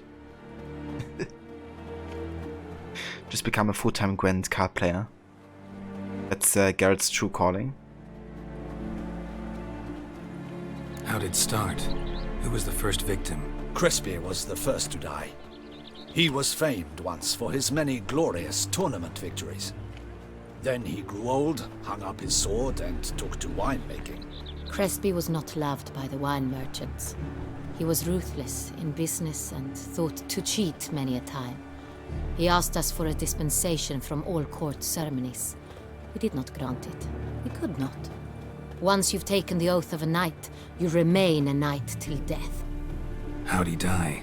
Where'd they find the body? Quite unusual, the circumstance.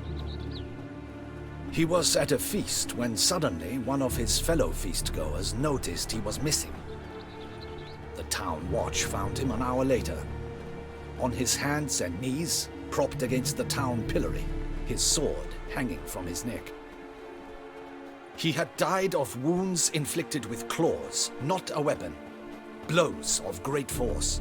So he died suddenly, but the body was on its knees, meaning someone posed it. So it seems.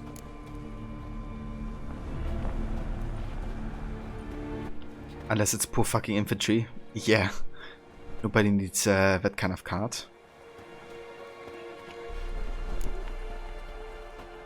But I guess that's why they're called poor fucking infantry. Second murder. Tell me what you know. In the city there are certain nooks. No one reasonable ventures there after dark. Ramon Dulac's corpse was found in one such place. With the first murder, terror gripped the city. Its inhabitants grew wary, kept to safe areas. Consequently, news of the second victim came to us from a group of concerned cut-purses. Criminals fear the beast? Telling in a way. Take it you've excluded the possibility that Ramon died at the hands of these bandits. Do you believe me an amateur? Not hands, but claws killed Ramon Dulac. The wound was deep, clean. His body was found in the gutter, dressed in nightshirt and cap, a pillow placed under his head, and his sword replaced by a bed warmer. Ramon Dulac, a knight who but a dozen years past was an advisor to our father, the Duke. Someone went to a lot of trouble to make him look ridiculous. Maybe revenge was the motive. It's not out of the question. Dulac had shady dealings with the criminal underworld, but no one ever came forth with concrete proof of any misdoings. So, first two victims were knights, best years behind them. The same could be said of the third. Sir Delacroix was wont to claim that in modern times knights face new challenges, enterprise being the latest addition to the chivalric virtues. He made a veritable fortune in the grain trade. Palmerin even nicknamed him Sir de la Stinchi. Found a coin pouch on his body. Contained florins dating from various times, hailing from different provinces of the Empire. Delacroix loved coin, true, but had no patience for numismatics. Lots of similarities between the victims. All the bodies were found in strange places under extraordinary circumstances. Seems the murderer, whoever or whatever it is, has some meaning to convey. These were honorable men. We are horrified by the disdain, the disrespect with which they were treated. These were knights of Toussaint. Blast it. Might be the point. From what you say, none was a model of virtue. Ever considered that's what the beast's trying to draw attention to? All the murdered men were knights who swore fealty to the 5 chivalric virtues. And even if the... Knights of Toussaint swear fealty to what virtues exactly? Honor, wisdom, generosity, valor, and compassion.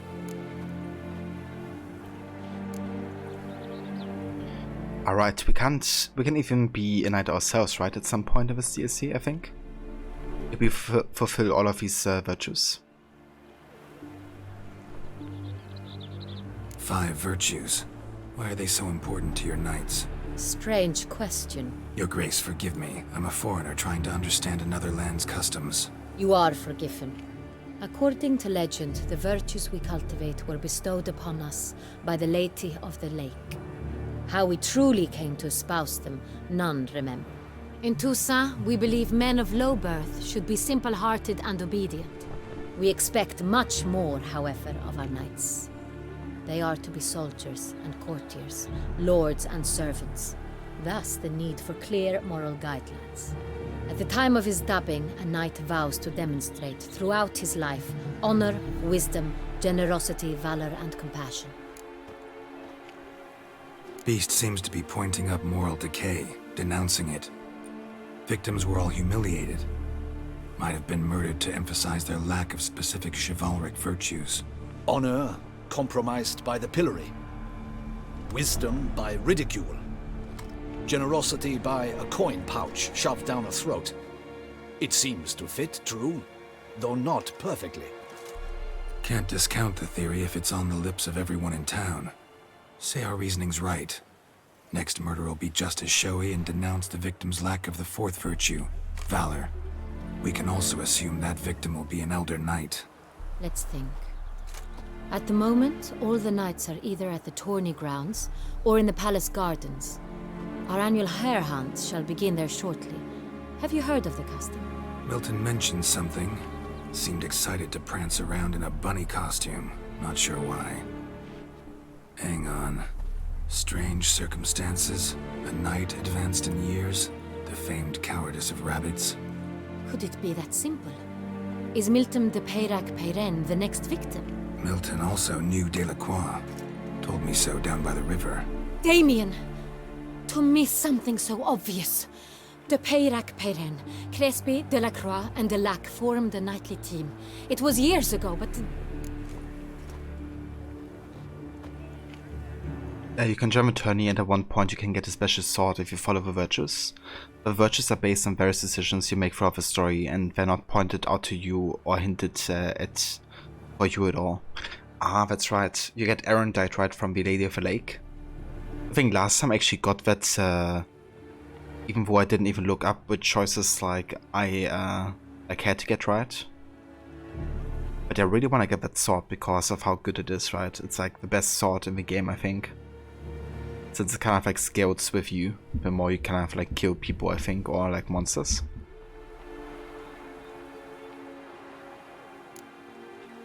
So maybe I have to look up which choices I have to make to actually get it, to ensure I get it this time.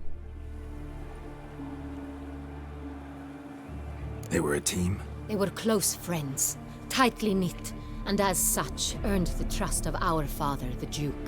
We often witnessed him turn to them with delicate matters. Later, their paths diverged. Unlikely to be a coincidence. Beast must know it too. It's a lead, I'm sure. Yeah, I'm sure it was just an accident that I've got it.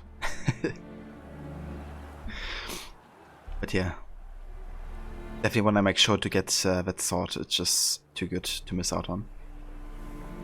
Your Grace, we need to find Milton immediately. Rather problematic. You see, the garden entertainments are due to start, and he's disguised as the hare, hiding somewhere, waiting for some tipsy courtiers to find him. The hare's hiding place is a carefully guarded secret. We must call off the game, at once. First and foremost, we must remain calm. Damien, order the garden searched immediately, but discreetly. By no means can we disrupt the festivities. Panic will only incite the beast to strike sooner. And you, Witcher, follow me. My gardens, my night, I shall take the fall. A murder is out of the question. I will not allow it. Not near my palace. Horses? Ready our horses!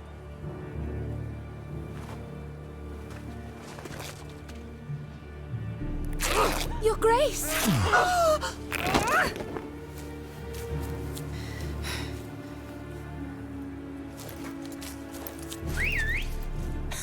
Garrett. Checking out the Duchess. Your Highness, Mind it doesn't get wrinkled. Onward!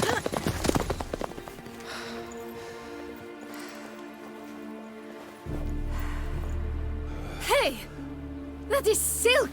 Be careful! Give it to me!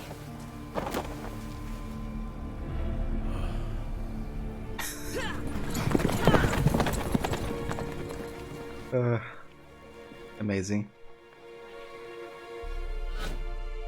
Hey there, Jax, welcome in.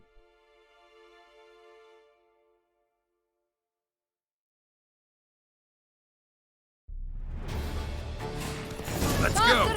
Your Grace seems right at home in the saddle.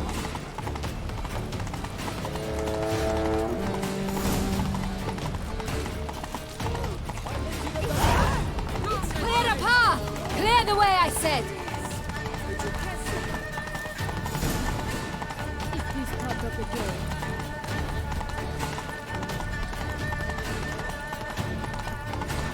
It's here! Just round. Yeah, she definitely is, Aura. We must. I really enjoy her too as a character. The participants must find a unicorn's horn, a golden fish, and a phoenix egg.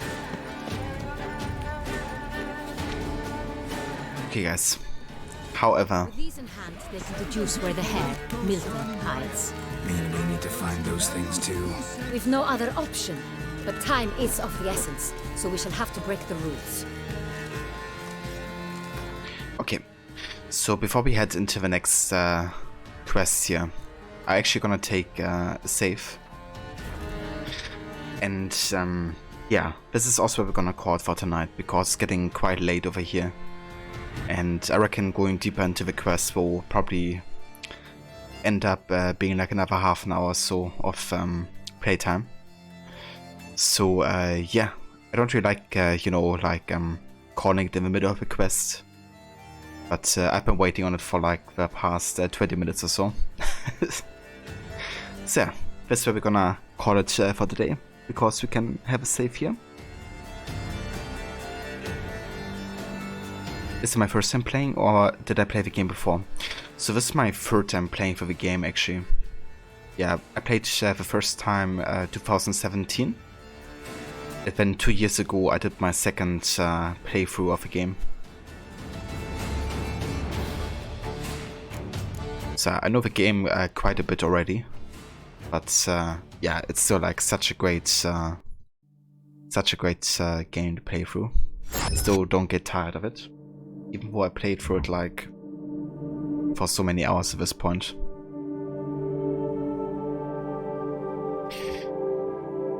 But yeah, I want to thank you all so much for coming by and for joining today's stream. Thank you all for being here. Lucinda, thank you again also so much for the raid earlier as well. No worries, I hope you have a good night as well, Lucinda. Thanks again for being here. Snooky, have a good night as well. Or thank you also for being here. Jax, thanks also again for joining. Spyro and everybody else is still in here lurking and watching. Thank you all for joining today's stream. I'm not quite sure if I'm gonna stream tomorrow, because I'm gonna be quite busy. So there might be a skip on tomorrow's stream if I don't have the time. But we're definitely going to be back on Friday with a day stream again. So yeah, on Friday we're going to go back to AC3 for sure and continue with the Colonial Saga playthrough of the Edward of the Kenway Saga storyline. So more AC to come for the next stream. But yeah, for now let's have a look who's online. Who can we rate?